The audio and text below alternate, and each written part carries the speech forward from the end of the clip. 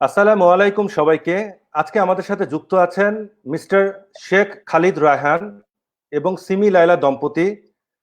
Mister Sheikh Khalid Raihan lecturer, Utrecht university of applied sciences, the Netherlands, co-founder of Rivers Resources Limited, এছাড়াও voluntary retired as a major, Bangladesh army সহ multinational কোম্পানিতে চাকরির অভিজ্ঞতা রয়েছে। আজকে আমরা জানার চেষ্টা করব নেদারল্যান্ডের করোনা পরিস্থিতি, government initiatives, education system, lifestyle ইত্যাদি বিষয় নিয়ে। ভাই আসসালামু আলাইকুম, কেমন আছেন? ওয়ালাইকুম আসসালাম, ভালো। আপনার সবাই ভালো আছেন? এই তো ভাই আছি আল্লাহর রহমতে।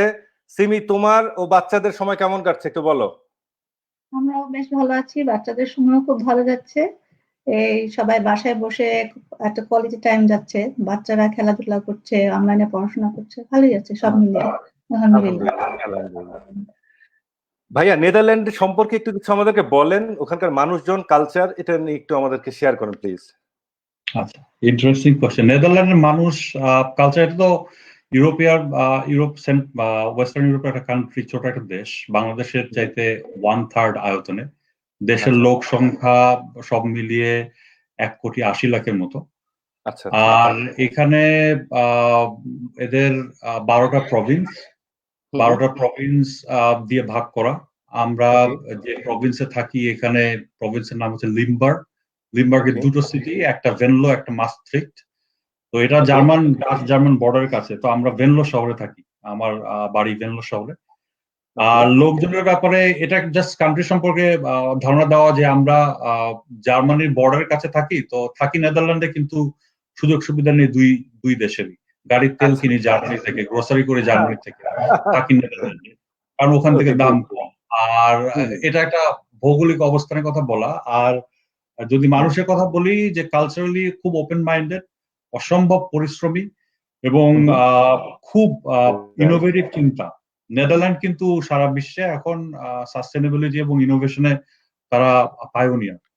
তো এটা একটা উদাহরণ দিলে বোঝা যাবে যে 1700 সালে, আমরা তো সবাই ব্রিটিশ ইস্ট ইন্ডিয়া কোম্পানির কথা জানি, but Dutch East India company কিন্তু আমাদের কাছে। So Dutch East India company was the first multinational in the whole world. ওরা প্রথমে স্টক এক্সচেঞ্জ শুরু করে, ডাচ লোক, আজকে থেকে 400 বছর আগে। এদের এই হিস্ট্রিটা আছে, কালচারালি খুব ওপেন মাইন্ডেড এবং খুব আবিষ্কার করতে এবং অনেক ঝড়ঝাপটার ভিতর দিয়ে মানুষ হওয়া। তো অল্প সম্পদ কিভাবে খুব সুন্দরভাবে ব্যবহার করে চলতে হবে, এটা এই মন মানসিকতা তাদের। এবং খুব গোছানো একটা দেশ, সবকিছু সীমিত, পরিমার্জিত এবং সোশ্যালি সামাজিকভাবে খুব ভালো স্ট্রাকচার্ড একটা দেশ।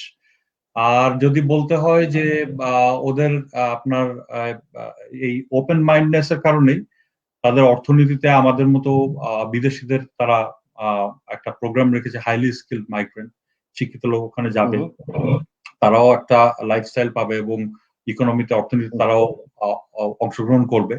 সেই হিসাবে আমাদের জন্য, আমরা যে বাইরে থেকে যাই, তারা খুব ওয়েলকামিং, কালচারালি একটা ওয়েলকামিং ব্যাপার আছে। প্লাস আমরা যে আসছি, এখানে এসে তাদের সাথে থাকছি, অর্থনীতি কন্ট্রিবিউট করছি, পাশাপাশি যে সহাবস্থান, এটা আমার খুব সুন্দর একটা পরিস্থিতি সৃষ্টি করা। তো আমি বলবো যে কালচারালি খুব পজিটিভ এক্সপেরিয়েন্স। এখানে তো আমরা ফ্যামিলি সহ থাকি, আমার বউ, বাচ্চা কাচ্চা সবাই আমরা কানাডা থেকে এসে এখানে সেটেল হলো, এখন ডাচ স্কুলে যায়। তো সব দিক দিয়ে আমাদের খুব ভালো এক্সপেরিয়েন্স। অ্যান্ড এটা খুব ভালো একটা দেশ এবং দেশের লোক সাংস্কৃতিক ভাবে, আচার আচরণের দিক দিয়ে অনেক উন্নত মন মানসিকতা। তো এতটুকুই বলবো।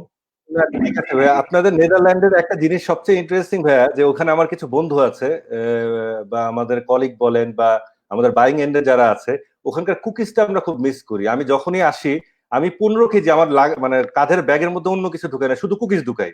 15 থেকে 17, কারণ ওটা তো 7 কেজি ওজন। আমি 15 থেকে 17 কেজি কুকিজ আমার ব্যাগে নিয়ে আসি, মিনিমাম 6 মাস যেন খাইতে পারি।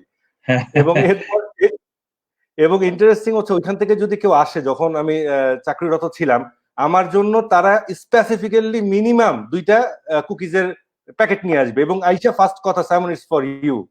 হ্যাঁ, এখানে ডাচ কুকিজ, ওদের স্পেশালিটি যেটা বলে স্ট্রোপ ওয়াফেল। এটা স্ট্রোপ ওয়াফেল একটা বিশেষ, একটা স্পেশাল কুকি। আর কুকিজ ছাড়াও ডাচ এগ্রিকালচার প্রোডাক্ট সারা ওয়ার্ল্ডের ভিতরে তারা second largest agro exporter in the whole Right. ওয়ার্ল্ড, যেখানে ইউএস এর Right. পরে তাদের অবস্থান, ছোট্ট একটা দেশ। তো ওদের চিজ বা ডেইরি প্রোডাক্ট, পনির, কিন্তু ডেইরি প্রোডাক্ট, পোল্ট্রি প্রোডাক্ট, এগুলো সারা পৃথিবীতে তারা দেয়। এছাড়াও ফ্রুটস এন্ড ভেজিটেবলস, এটাও তাদের একটা বিশেষত্ব। এই কুকিজ গুলো ভাই একটু এক্সপোর্ট করা যায় কিনা দেখেন, তাহলে আমরাও ইম্পোর্ট করার চিন্তা করবো কিছু। হ্যাঁ, আচ্ছা ভাইয়া, ওখানে কিন্তু সব জায়গায় যায়, মিডল ইস্ট বাংলাদেশে নাই, বাংলাদেশে নাই, হয়তো পাবে, এখন পর্যন্ত চাওয়া লোক হয় নাই মনে হয়। আচ্ছা ভাই, ওখানকার করোনা পরিস্থিতিটা কেমন একটু বলেন, এখন ওখানে কেমন চলছে, বা গভর্নমেন্ট ইনিশিয়েটিভ গুলা কি ছিল, মানুষজনের স্বতঃস্ফূর্ততা কেমন পেয়েছেন একটু বলেন।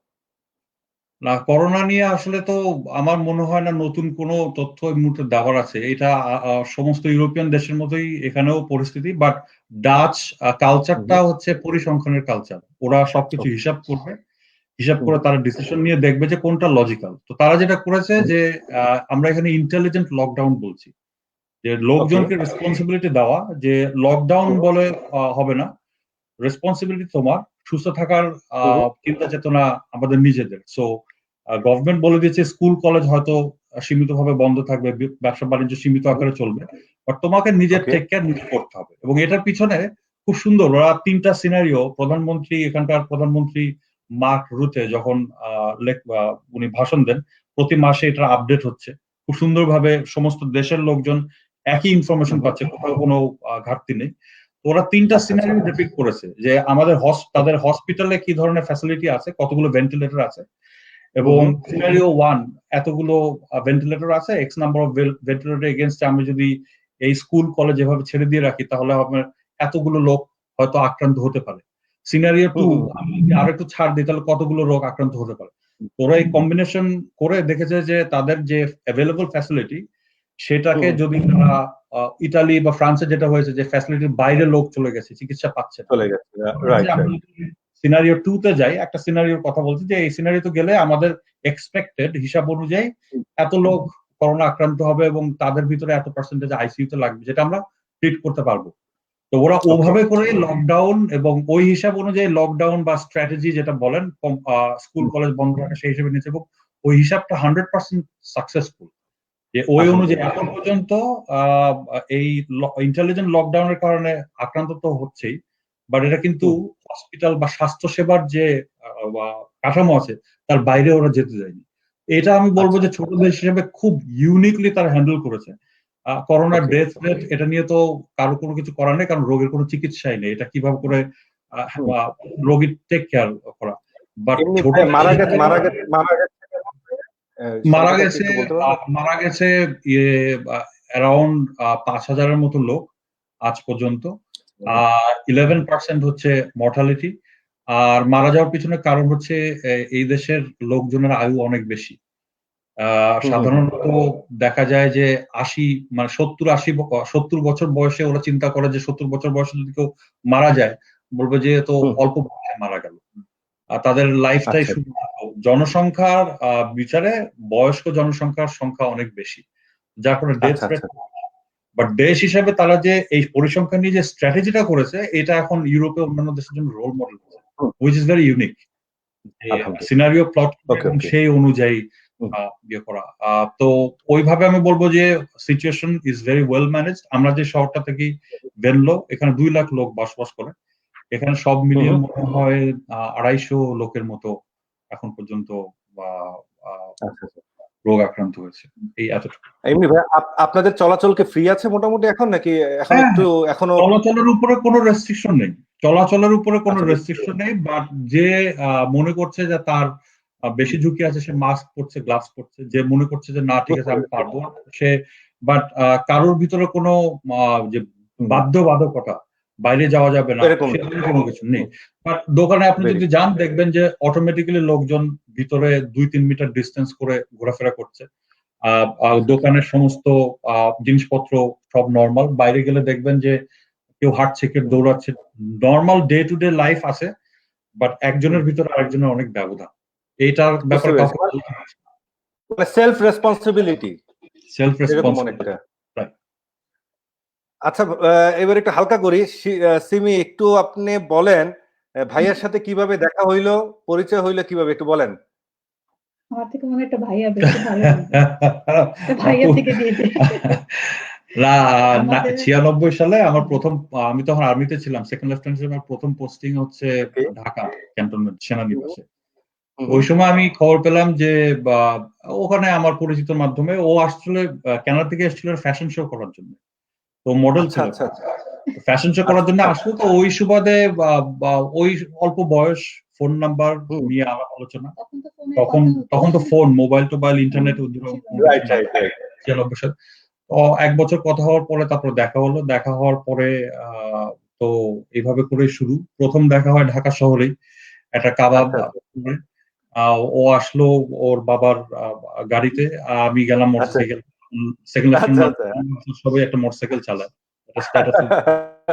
এইভাবে করে দেখা হুম, সাক্ষাৎ। পরবর্তীতে পারিবারিক বাধা ছিল খুব, কারণ আমি একমাত্র ছেলে, আর ও একমাত্র ছেলে আর আমি বিদেশে থাকি। ও বিদেশে থাকে।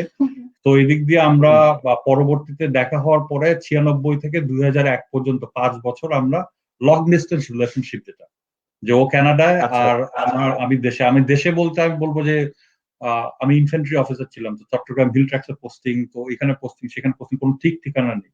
ওইভাবে করে Right. আমার এখনো খেয়াল আছে, হিলে যখন থাকি একটা চিঠি লিখলেও 28 দিন লাগতো সময়। এখন আমার বাচ্চারা ওই আচ্ছা গল্পগুলো শোনে। 28 দিন লাগতো, আমি আচ্ছা পাহাড়ের উপরে পেট্রোল নিয়ে ওই পোস্ট অফিস থেকে চিঠি নিয়ে আসতাম। তো ওইটার একটা চার্ম আচ্ছা ছিল আচ্ছা আর অন্যরকম। সেইভাবে করে 5 বছর পরে দেন আমরা ডিসাইড 2001 করলাম যে সালে 2001 সালে ডিসাইড করবো যে অনেক হয়েছে, এখন বিয়ে করা উচিত। পারিবারিক সম্মতিতে তখন বিয়ে হলো। তুমি আপনারা কি 2000 ভাইয়া আপনারা কি 2001 বিয়ে করেছেন? জি হ্যাঁ, আমাদের বিয়ে 2001 2001 এর জুলাই। আমরাও 2001 এর নভেম্বরে। আচ্ছা ভাইয়া, আলহামদুলিল্লাহ। আচ্ছা ভাইয়া, আপনার হচ্ছে আপনি সেনাবাহিনীতে ছিলেন, একটু ওখানকার কিছু একটু মানে স্মরণীয় কিছু একটা আমাদের সাথে একটু শেয়ার করেন। সেনাবাহিনীতে তো আসলে পুরো সেনাবাহিনীতে ছিলাম 17 বছর, আর আমার বাবা ছিলেন 26 বছর। আচ্ছা তো আচ্ছা আমাদের পরিবার পারিবারিক ভাবেই সেনাবাহিনী আমাদের জীবন, সেনাবাহিনী আমাদের লাইফ।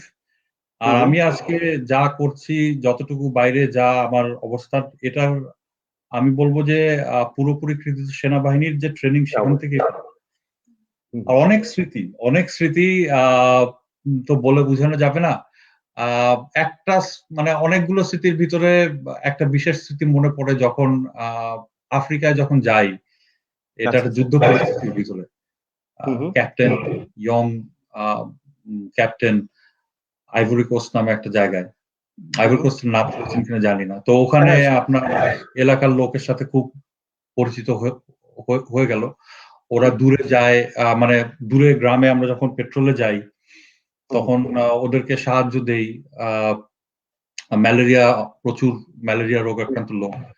তো হয়তো কেউ খুবই অসহায় অবস্থায় আছে দূরের একটা গ্রামে, আসতে পারছে না, গাড়ি দিয়ে অ্যাম্বুলেন্স দিয়ে তাকে হসপিটাল নিয়ে আসা, কোনো গ্রামে গেলে তাদের খাবার দাবার দেওয়া, ওষুধ দেওয়া, ট্রিটমেন্ট দেওয়া, আমার সাথে মেডিকেল অ্যাসিস্ট্যান্ট থাকতো, তাকে দিয়ে, বা ওদের একটা ঘর ভেঙে যাচ্ছে, ঘর সাপোর্ট দেওয়া। তো সামাজিক ভাবে, অর্থনৈতিক ভাবে সমস্ত দিক দিয়ে সাপোর্ট দিলাম। পরবর্তীতে দেখলাম যে এটার ফলাফল, যে আইভরি কোস্টে আমি যে থাকতাম, এই শহরটার নাম ছিল দানানে। তো দানানে শহরে আমার ক্যাম্পের সামনের রাস্তাটার নাম দেওয়া হলো বাংলাদেশ রোড। আচ্ছা এবং এই যে আমাদের যে কার্যকলাপ সেটা, এবং আরো মজার ব্যাপার হচ্ছে যে লোকজন খুব খুশি, ওরা খুব কৃতজ্ঞতার সাথে স্মরণ করতো আমাদের কন্ট্রিবিউশন। এবং আমি ক্যাম্প কমান্ডার ছিলাম। তো পরবর্তীতে দেখলাম যে স্থানীয় লোকজন তাদের ছেলে হচ্ছে, তার নাম রাখছে খালিদ। তো এটা একটা না অবশ্যই আমাদের বিশাল একটা পাওয়া, যে এটা জাস্ট কৃতজ্ঞতা স্বরূপ। এখানে ক্যাম্প কমান্ডার ওরা বলতো ক্যাপিটান খালিদ, স্পিকিং কান্ট্রি। তো ক্যাপিটান খালিদ ওর কন্ট্রিবিউশনের কথা মনে রেখে আমি আমার ছেলের নাম দিলাম খালিদ। তো খুব এটা আমার জন্য খুব স্মরণীয় একটা বিশাল বিশাল ঘটনা। এটা পরবর্তীতে নিউজ রিপোর্টে আসে, দৈনিক না বা এই পেপারে আসে। অনেকদিন আগের কথা, এটা 2005-এর ঘটনা। তো এটা একটা স্মরণীয় ঘটনা। আচ্ছা আচ্ছা না আলহামদুলিল্লাহ, আমাদের বিদেশে তো আমাদের সেনাবাহিনী অনেক সুনাম করছে। অনেক শোনা। তবে আমাদের যে কোনো দুর্যোগে আমাদের সেনাবাহিনী ফ্রন্ট লাইনে আসছে এবং সফলভাবে সব হ্যান্ডেল করছে। যেহেতু আপনি সেনাবাহিনীতে ছিলেন, আমাদের এই ফ্রন্টলাইন ফাইটারদের জন্য আপনার কিছু উদ্দেশ্যে কিছু বলেন, ওনাদের উদ্দেশ্যে কিছু। করোনা আসলে আমি তো আসলে প্রাক্তন সেনা কর্মকর্তা, কিছু বলা আসলে কতটুকু মানায় তা জানি, বাট আমি যত দেখছি যে বর্তমান সেনা প্রধানের 16 দফা নির্দেশনা নিয়ে সেনাবাহিনী তো অলরেডি মাঠে আছে, এবং তাদের যে সমন্বয়, তাদের যে একটা স্ট্যান্ডার্ড ধরে রাখা, তারা কিন্তু তাদের কাজটা করে যাচ্ছে। এবং সেনাবাহিনী সারা জীবনই, সশস্ত্র বাহিনী, সেনাবাহিনী শুধু বলবো না, সশস্ত্র বাহিনীর সদস্যরা সারা জীবনই দেশের মানুষের পাশে। যখনই একটা বিপর্যয় আসবে, সশস্ত্র বাহিনীর সদস্য, সেনাবাহিনী, বিমান বাহিনী, নৌবাহিনী, এদের তো তারা তাদের ধারাবাহিকতায় ঐতিহ্য নিয়ে কাজ করে যাচ্ছে মাশাআল্লাহ। আর এখানে আমি বলবো যে আমি দূরের থেকে দেখি এবং খুব গর্ব অনুভব করি যে একসময় আমি এই বাহিনীর সদস্য ছিলাম। তো এখনো যোগাযোগ করি, সবাইকে সাবাস দেওয়া, ভালো বলা। এবং ভাইয়া খুব দায়িত্বশীলতার সহিত এই যে প্যান্ডামিকে সবাইকে হ্যান্ডেল করছে। অনেকে মানছে না, তারা বারবার মাইকিং করছে, বাট মানছে না। বাট যে পরিমাণ ধৈর্যশীল তারা, আমার এই পর্যন্ত বয়সে আমি এত ধৈর্যশীল সেনাবাহিনীকে কখনো দেখি নাই বা পুলিশ বাহিনীকে দেখি নাই। এই যে আমি সেদিন আমার একটা ধৈর্য, এই যে 1 মিনিট বাজার যেটা করা হয়েছে, আমি পার্সোনালি ওখানকার ব্রিগেড কমান্ডারের সাথে পার্সোনালি কথা বললাম, বিকজ আমি ওনাকে চিনি। আমার এত ভালো লাগলো যে গ্রামের তৃণমূল পর্যায়ে কৃষকের কাছ থেকে জিনিসপত্র নিয়ে এরা ইংরেজিতে বলে উইন উইন সিচুয়েশন। এই জিনিসটা কিন্তু মাথায় এই কনসেপ্টটা নিয়ে কাজ করার জন্য সাহস লাগবে, বা ওরকম চিন্তা বা আসতে হবে। তো এইটাই সেনাবাহিনীর থেকে আশা করা, এবং খুব খুব খুব ভালো লাগে এগুলো দেখে। এবং তারাও যদি ফ্রিডমলি কাজ করতে পারে, আমাদের অনেক কিছুই নতুন দেখা যাবে। এই যেমন আপনি যেটা বললেন যে এরকম জিনিস, মানে অনেক এরকম আইডিয়া আছে, বাট ফ্যাক্ট হচ্ছে সেটা। আচ্ছা ভাইয়া, আপনি নেদারল্যান্ডে, আমরা যতটুকু রিপোর্টে দেখলাম বা আমি ওখানে যে যতটুকু দেখলাম, সেখানে ক্রাইম কমে যাচ্ছে, ওদের প্রিজন গুলো ওরা বন্ধ করে ফেলতেছে। আর পক্ষান্তরে আমাদের বাংলাদেশে আমরা ধারণ ক্ষমতা বাড়াচ্ছি, আরেকটা জেলখানা কোথায় করবো এটা চিন্তা করতেছি, আরো কিভাবে লোকজনকে নিয়ে চাপাচাপি করে মনে করেন জেলে ঢুকাচ্ছি, এই টেন্ডেন্সিতে আছি। যেহেতু আপনি দুইটা জায়গায় ছিলেন এবং মানে আপনি অবজার্ভ করেছেন, আপনার সাজেশন আর অবজারভেশনটা কি একটু বলেন এটা নিয়ে। এখানে খুব একটা মজার ব্যাপার, কতগুলো ইনসিডেন্ট বললে বুঝতে পারবেন।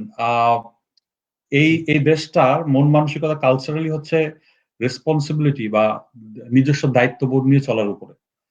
তো ওরা যেটা করেছে যে ওরা কিন্তু পুরো ইউরোপের ভিতরে এই দেশটা কালচারালি বা সাইকোলজিক্যালি মন মানসিকতা টোটালি ডিফারেন্ট। একটা ঘটনা বললে বোঝা যাবে, শপ লিফটিং, দোকান থেকে চুরি করে বেরিয়ে যাওয়া, এটা কিন্তু খুব কমন সব দেশে। শপ লিফটিং করলে শপ লিফটিং এর পানিশমেন্ট কি? ধরে পুলিশে দিয়ে দেওয়া, তাই না? এটা সব দেশেই হচ্ছে, ধরা পড়লে পুলিশে। ওরা যেটা করলো, একজন শপ লিফটারকে তারা আইডেন্টিফাই করলে, এই চোর যখন চুরি করে দোকান থেকে বেরিয়ে যাচ্ছে, তখন তাকে থামিয়ে ওখানে হাততালি বাজিয়ে তার যে চুরির যে জিনিসপত্র, তার সাথে আরো জিনিসপত্র দিয়ে তাকে সবার সামনে পরিচিত করিয়ে একটা মানে কাহিনী, কোনো পানিশমেন্ট নেই। কিন্তু এতে হচ্ছে কি, ওই চোর সে এমন ভাবে লজ্জিত হচ্ছে, জীবনে সে কখনো এই কাজটা করার কথা চিন্তাই করছে না। বাট যে মুহূর্তে নর্মাল যখন কনভেনশনাল পানিশমেন্টের একটা প্রসেসে, তখন কিন্তু একটা চোর বুঝবে যে আমাকে তো পানিশমেন্ট দেওয়ার আমার জীবনের কি আছে, আমি যখন বের হব আমি আবার ওই ক্রাইমটাতে কিভাবে, কারণ ওর চুরির প্রবৃত্তিটা কিন্তু তাকে মানে ক্রমাগত ভিতরে কাজ করছে। ভিতর থেকে পরিবর্তন আসেনি, যে পরিবর্তন ছিল ভয়ের কারণে আসছে। এই মূল অ্যাপ্রোচটা আমি দেখি যে ওরা সবসময় একটা প্যাসিভ অ্যাপ্রোচ নেয়, যে চিন্তা ভাবনা যে জাগ্রত করা, যে আমি একজন দেশের নাগরিক, আমি যদি দেশের ক্ষতি করি, আমি এখন দেশের ক্ষতি করে চুরি করে আমি সাময়িকভাবে লাভবান হব, বা চুরির পরবর্তী যে ইফেক্ট গুলো থাকবে, যে ফলাফল থাকবে, পুলিশ আসবে, সামাজিক ভাবে হেও হবে, এবং ওই সামাজিক পরিস্থিতিতে খারাপ হয়ে গেলে সেখানে কিন্তু চোরও কিন্তু সে আর কোনো কিছু এনজয় করছে না, ভালো লোক তো এনজয় করছেই না। এই জিনিসটা তাদের মাথায় আছে যে খারাপ কোনো কিছু করলে সুদূর প্রসারী ইফেক্টটা কি হবে, সেইটা তাদের মাথায় দেওয়া। এবং এটার পিছনে এটা কিন্তু একদিনের ব্যাপার না, এটা অনেক দিন, মানে শত শত বছরের সামাজিক অনুশাসন এবং যে শিক্ষা দীক্ষা, কালচারাল আপব্রিঙ্গিং যেটা বলে, এইখান থেকে জিনিসগুলো আসা। তো ওদের এখন আমি বলবো যে এই দায়িত্বশীলতার কারণে, যে সবাই দেশের নাগরিক হিসেবে যার যার দায়িত্ব নিজের ভিতর করে নিচ্ছে বলেই এই চিন্তাটার কারণেই ক্রাইম রেট এত কমে আসছে। আর একটা জিনিস বলি যে ভেনলোতে, আমি এটা সারা জীবন আমার মনে থাকবে, যে পুলিশ আইন প্রয়োগকারী সহায়তার সাথে সাধারণ নাগরিকের সম্পর্ক, এখানে কিন্তু একটা জিনিস দেখার আছে। আমার গাড়ি নষ্ট হয়ে গেছে একদিন, আমি বসে আছি, যে ঠিক আছে ফোন দিয়েছি, পুলিশ এসে আমাকে বলছে যে তোমার গাড়ি নষ্ট হয়ে গেছে, তা তো রাস্তা ব্লক হয়ে যাচ্ছে, আমরা তোমার গাড়িটা সরিয়ে দেই কারণ তোমার জন্য সেফ। তাহলে ঠিক আছে, তোমরা কেউ বসো, আমি গাড়ি ঠেলি। আমার তো মাথায় সেটাই, বাংলাদেশি মানুষ, তুমি তো গাড়ির মালিক, তুমি বসো। আমি এখানে রাজার মতো স্টিয়ারিং ধরে বসে আছে, 2 police officer, Dutch police officer আমার গাড়ি ঠেলে নিয়ে যাচ্ছে। মানে নাগরিক সেবা যাকে বলে। আমি বাইরের একটা দেশে ক্যাফেতে, এখানে আমার ছোট শহরে ক্যাফেতে পুলিশ পেট্রোল আসছে সাধারণত, যে দেখাশোনা করে যে শুক্রবারে উইকেন্ডে ড্রিঙ্ক করে কোনো ঝামেলা না হয়। পুলিশ পেট্রোল গাড়ি বারের সামনে দাঁড়ানোর পরে বার থেকে লোকজন বের হয়ে এসে পুলিশের গাড়ির মাইক্রোফোন নিয়ে গান গাচ্ছে, পুলিশও তাদের সাথে গান গাচ্ছে। এখানে এখানে যে সৌহার্দ্যপূর্ণ সহাবস্থানের যে ব্যাপারটা, এটা ভাই এটাও কি আরেকটা রিজন হতে পারে কিনা, কারণ ওরা ফ্রিডমনেসও দিছে, মানে আপনার যা চাহিদা, কারণ ওখানে আমি দেখলাম, তো আমিও ওখানে যতখানি ঘুরলাম, যে ওরা ম্যাক্সিমাম পর্যায় পর্যন্ত মানুষের ফ্রিডমনেসটা দিছে, যে একটা মানুষ মোটামুটি যে পর্যন্ত একটা কাজ করা দরকার তার, মানে তার ওখানে রিলিজিয়াস কোনো তারা ব্যারিয়ার রাখে নাই অথবা ওইরকম রাখে না। ওইটাও কি একটা রিজন হতে পারে কিনা ভাইয়া? ফ্রিডমটাই রেসপন্সিবিলিটি। আপনি যখন একটা মানুষকে রেসপন্সিবিলিটি দিয়ে ছেড়ে দিবেন যে হ্যাঁ তুমি খারাপও করতে পারো, ভালোও করতে পারো, দ্য চয়েস ইজ ইয়োর্স। এখন খারাপ করলে তুমি সাফার করবে, ভালো করলে তুমি উপভোগ করবে। তো এই রেসপন্সিবিলিটিটাই কিন্তু আসলে this is the other way of giving the freedom. So freedom, এখন ফ্রিডম আপনি কাকে দিবেন? যে ফ্রিডমটা অ্যাবিউজ করবে না, যে ফ্রিডমটাকে ঠিকভাবে ব্যবহার করতে হবে, তাকেই স্বাধীনতা দিতে হবে। যে স্বাধীনতার মূল্য বুঝবে না, তার স্বাধীনতা দিয়ে কিন্তু লাভ নেই। মূল্য বোঝার জন্যই তার যে দায়িত্বশীলতা, এটা আগের থেকে নিয়ে তাকে দায়িত্বশীলতার মর্ম বুঝিয়ে তাকে স্বাধীনতাটা তার হাতে দিলে তখন সেটা ঠিকভাবে, এই যে সেম জিনিস ইন্টেলিজেন্ট লকডাউনেও হচ্ছে, ফ্রিডম দিয়ে দেওয়া হচ্ছে, রেসপন্সিবিলিটি তোমার। না ঠিক বলে, ঠিক বলে। কালকে আপনার হচ্ছে আমি গেস্ট ছিল ভাইয়া সুইডেন থেকে, সেও বললো সুইডেনে কিন্তু কোনো লকডাউন নাই, স্কুল চলতেছে, সবই চলতেছে, মানে জাস্ট তুমি তোমার নিচে মেজারটা নাও সবাই। আচ্ছা ভাইয়া, ওখানকার গভর্নমেন্টের ট্যাক্সেশন প্রসেসটা কি, মানে ওদের পলিসিটা কি, আর হচ্ছে কি আপনাদেরকে কি বেনিফিট গুলা দিচ্ছে, এটা যদি একটু শেয়ার করেন। আচ্ছা, ট্যাক্সেশন, প্রথমে আসি ট্যাক্সেশন পলিসি। ট্যাক্স যেহেতু নাগরিক সুযোগ সুবিধা অনেক উন্নত, এগুলো ট্যাক্সের উপরে নির্ভর করে, ট্যাক্সটাও হাই। নেদারল্যান্ডের ট্যাক্স 30% থেকে নিয়ে শুরু করে সর্বোচ্চ 48% পর্যন্ত। আচ্ছা আচ্ছা, অনেক তো তাইলে ভাই। সো এটা আপনার বেতনের উপরে ডিপেন্ড করছে। আপনি যদি অল্প আয়ের মানুষ হন 30% মিনিমাম, আর সর্বোচ্চ হলে 48%। ট্যাক্স ছাড়াও প্রতিটা জিনিসের যে অবকাঠামো সবকিছু ডিজিটাল, কোনো পেমেন্ট বা কোথাও কোনো মানে ডিসক্রিপেন্সি বা অনিয়মের কোনো সুযোগ নেই। এই জিনিসটা পুরো ডিজিটাল প্ল্যাটফর্মে হচ্ছে। এটা ট্যাক্সের ব্যাপারে বললাম। 2 নম্বর কথা হচ্ছে যে আপনি ট্যাক্স পেয়ার হলে সুযোগ সুবিধা, যেটা নাগরিক সুযোগ সুবিধা, স্কুল, কলেজ, হসপিটাল, রাস্তাঘাট ভালো, আপনি এটা সুন্দর সেফ এনভায়রনমেন্টে কাজ করছেন, সেটা ঠিক আছে। মানে গ্যাস পানি ইলেকট্রিসিটি নিয়ে কোনো সমস্যা নেই। ব্যাংকের বা মানে রাষ্ট্রীয় কাঠামোর ভিতরে একটা নাগরিকের সুযোগ সুবিধা সবকিছু ওই ট্যাক্সের কারণেই এনশিওর করা। হ্যাঁ, সবকিছু পাও। আর এর বাইরে যেটা আছে যে ট্যাক্স হিসেবে আপনি আবার বছর শেষে একটা অ্যামাউন্ট আপনি ওই ইনকাম ট্যাক্স রিটার্ন হিসেবে পাবেন। সো নিয়ে আবার ফেরত দেওয়ার মতো একটা ব্যাপার, এটা তাদের একটা হিসাব আছে কি কতটুকু ফেরত পাবে না পাবে, but it's very well structured. আর নেক্সট কোয়েশ্চেন হচ্ছে আমাদের মতো ফরেনার যারা আছে, আমাদের আপনাকে যেটা বলা হাইলি স্কিলড মাইগ্রেন্ট, বাংলায় এটা বলবো যে উচ্চ শিক্ষিত অভিবাসনকারী চাই। দুটো প্রোগ্রাম আছে।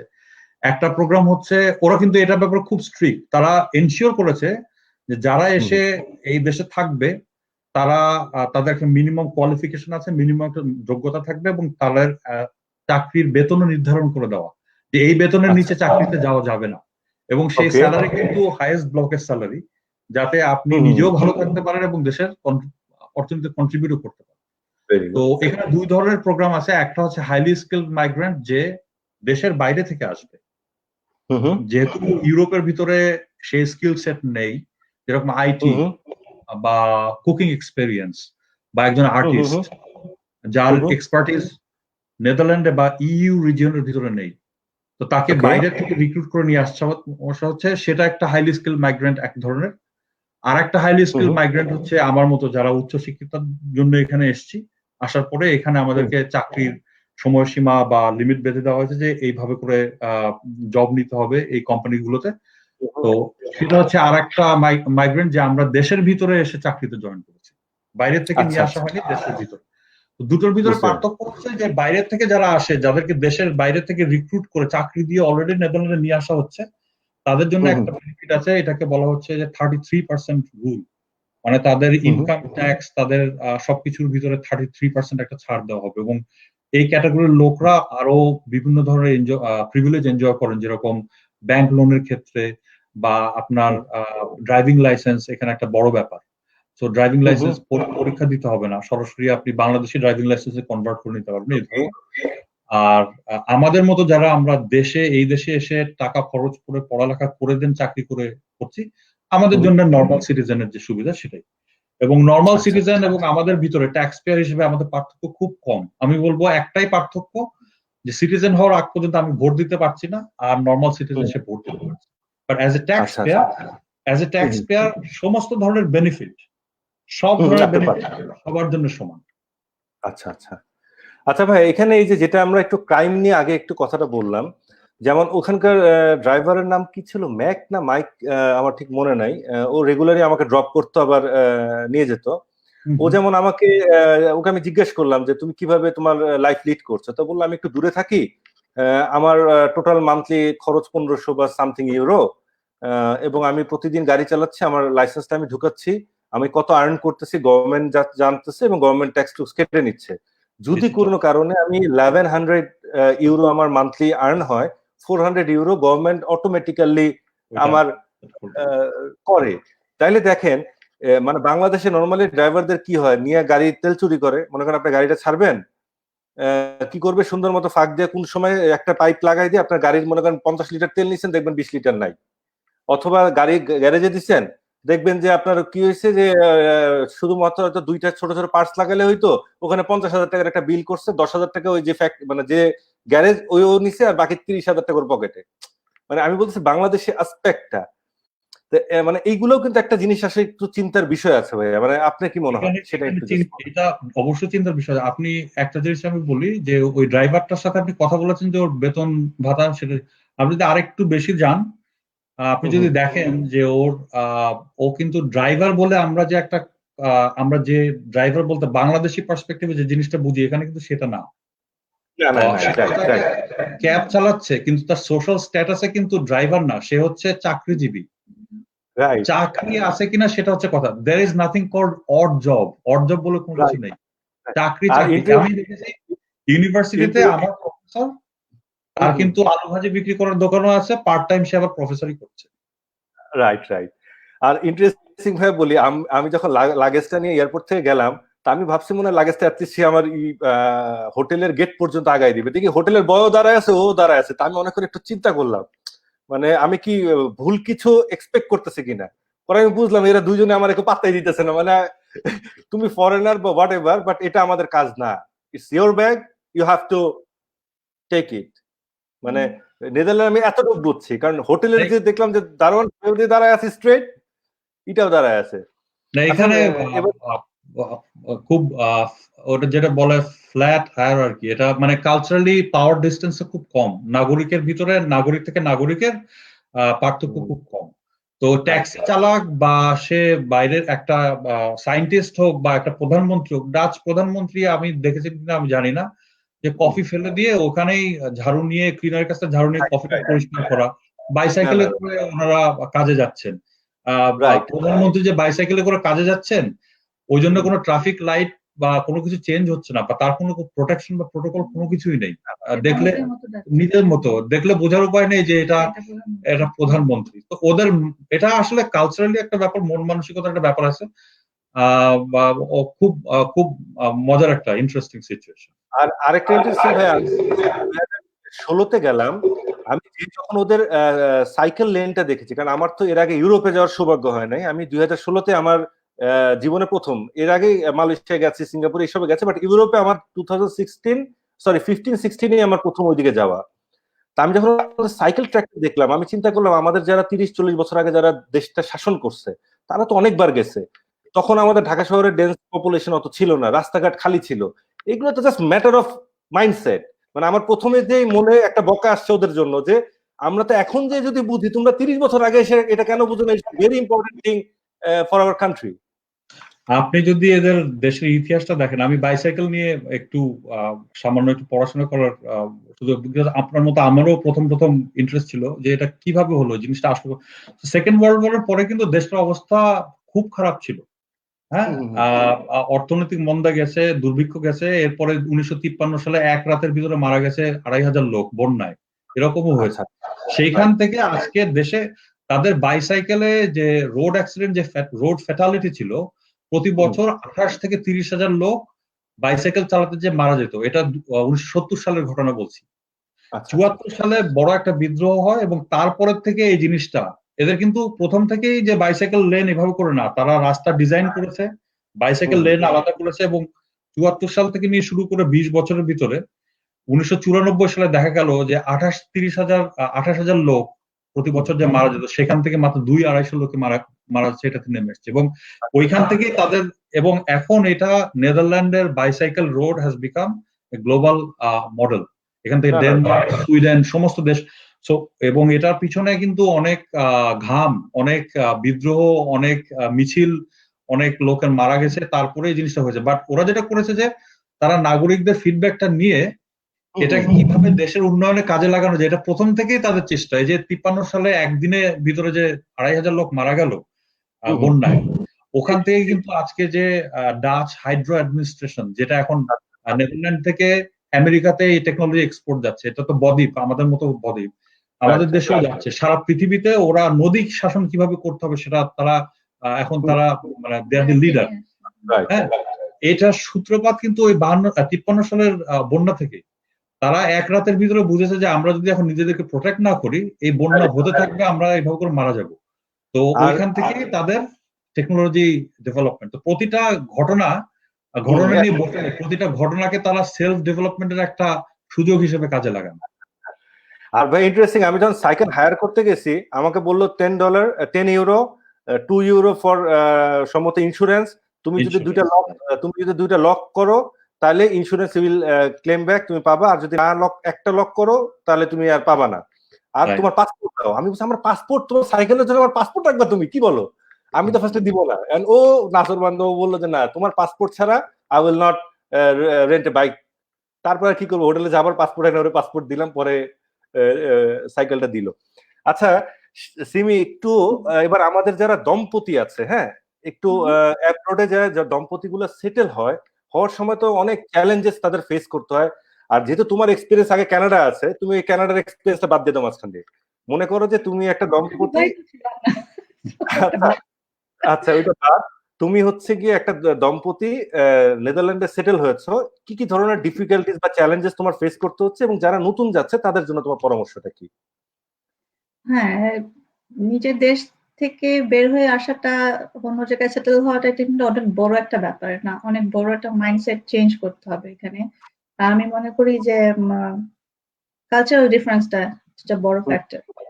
কারণ যখনই আমি দেশ থেকে বের হওয়ার চিন্তা করছি, আরেকটা দেশে যাওয়ার চিন্তা করছি, সে বাংলাদেশ বাদে মানে পৃথিবীর আশেপাশে সব জায়গায় বেশ ওপেন কালচার।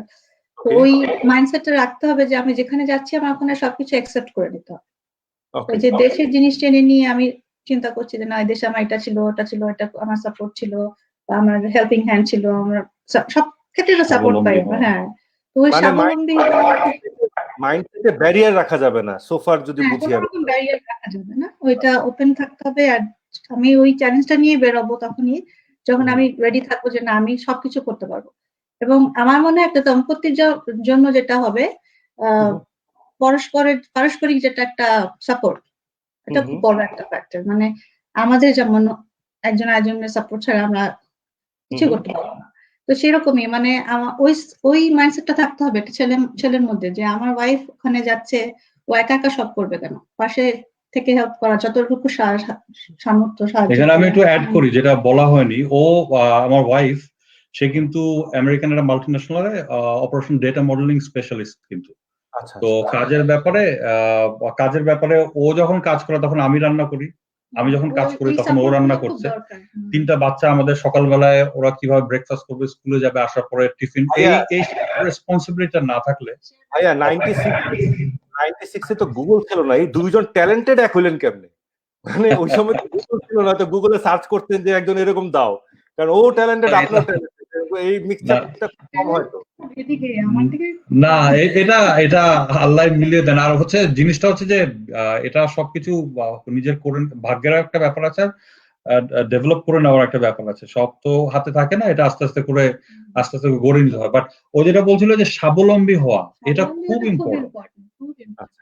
এখানে সব কাজ নিজেকে করতে হয়, মানে রান্না থেকে শুরু করে বাড়ির টুকিটাকি যা সবকিছু, মানে ড্রাইভার, দারওয়ান, মিস্ত্রি, ইলেকট্রিশিয়ান, বাবুর্চি, এখানে বাথরুমের যদি এখন প্লাম্বিং এরও কাজ করতে হয়, সবই আমাদের। তো এখানে শেয়ার্ড রেসপন্সিবিলিটি, বাচ্চাদেরও ভাবে, এবং এই মানসিকতাটা থাকতে বেশি হবে। ইম্পর্টেন্ট বাচ্চাদেরকে। মানে আমাদের দায়িত্ব শুধু যে আমার আর ওটা না, আমরা কিন্তু আমাদের বাচ্চাদেরকে অনেক অনেক কিছু মানে করাই, যেগুলো না করলেই নয়। যে ওদের নিজেদের রুম গোছানো, ওদের নিজেদের কাপড় চোপড় গোছানো, নিজের প্লেটটা ধোয়া, অনেক টুকিটাকি জিনিস, যেটা এগুলো খুব ইম্পর্টেন্ট, এগুলো সবই করতে হবে সবাইকে, ওই জিনিসটা মাথায় রাখতে হবে। এবং মজা লাগে যেটা, যে আগে যে আমি যখন ইউরোপে আগে সেটেল হওয়ার আগে যখন এসেছি, আসার পরে খাওয়া দাওয়া করে আমরা তো প্লেট নিয়ে বসেছি, বাংলাদেশে যে কেউ এসে হয়তো প্লেটটা নিয়ে যাবে। এখানে আসার পরে তখন মনে হয় আগে এই কাজগুলো ঠিক হয়নি আসলে, কারণ এই নিজের প্লেট নিজেই পরিষ্কার করতে হবে, নিজের কাপড়টা নিজেই পরিষ্কার করতে হবে, সো ওটা ধুয়ে ওয়াশিং মেশিনের ভিতরে বা ডিশ ওয়াশারের ভিতরে আমাকেই সেট করতে হবে। এই মানসিকতা, রেডিনেসটা, আমার মা যখন শুনতেন যে আমি বাইসাইকেল চালাই এখানে, নিজের কাপড় নিজে ধুই বা নিজের ডিশ নিজে ওয়াশ করি, উনি খুব মনে কষ্ট হলেন যে বাবা কি কষ্ট, তুই দেশ থেকে গেলি, ভালো লাইফ না তো, কি জিনিসটাই বা হলো। তো এই জিনিসটা আমি কিন্তু ওনার দোষ দিচ্ছি না, বাট এই যে কালচারালি যে একটা ব্যারিয়ারটা, এইটা খুব ইজি হয়ে যায় তখন। বাচ্চাদের জন্য যে এই যে শিক্ষাগুলো, এগুলো খুব ইম্পর্টেন্ট, কিন্তু ওদেরকে একটা স্কিলস, কিন্তু তাই না, ফিউচারে অবশ্যই হেল্প করবে। আচ্ছা, তোমরা যখন বাংলাদেশে আসছো তখন কি বাসায় যখন ঢুকো মনে হয় কি 5 স্টারে আসছো? মানে যখন বাসায় আসতেছো, মনে করো যখন বাসায় ঢুকলা তোমরা, মানে তোমাদের বাংলাদেশে বলছি, মানে যখন বাংলাদেশে ঢুকে যাচ্ছ বাসার মধ্যে, তখন কি মনে হচ্ছে যে কোনো 5 স্টারে ঢুকলে এরকম কি কিছু মনে হয় কিনা? কারণ ওখানে তো কেউ কিছু করতে পারে কিনা মনে হয় না, তবে আমি আমার বাচ্চাদের কথা বলি, ওরা লাস্ট টাইম যখন গেল, যখন দেখছে ওদের পানির গ্লাস, কেউ পানি এগিয়ে দিচ্ছে, কেউ প্লেট নিয়ে যাচ্ছে, ওরা ওটা খুব মানে ওদের সেটা পছন্দ হয়নি। ওরা বলছে আম্মু এটা তো ঠিক না, ওরা তো সব আমাদের কাজ করে দিচ্ছে, আমাদের কাজ তো আমাদের করতে হবে। আমার মনে হয় যে ওই ফিলিংসটা এখন আর কাজ করে না, যে বাট এটা সত্যি, যখন নিজেদের আত্মীয় স্বজন সবার মধ্যে যাই, এটা অন্যরকম ফিলিংস কাজ করে। আমি এখানে ছোট একটা ঘটনা শেয়ার করি। আমার একটা ইটালিয়ান ছাত্র, ইটালির কালচারটা আমাদের দেশের মতো, মা খাইয়ে দেবে, লোক কাজ করে দেবে। আমার ইটালিয়ান ছাত্র বলছে, প্রফেসর আমি তো নেদারল্যান্ডে ভালো লাগে না আমার।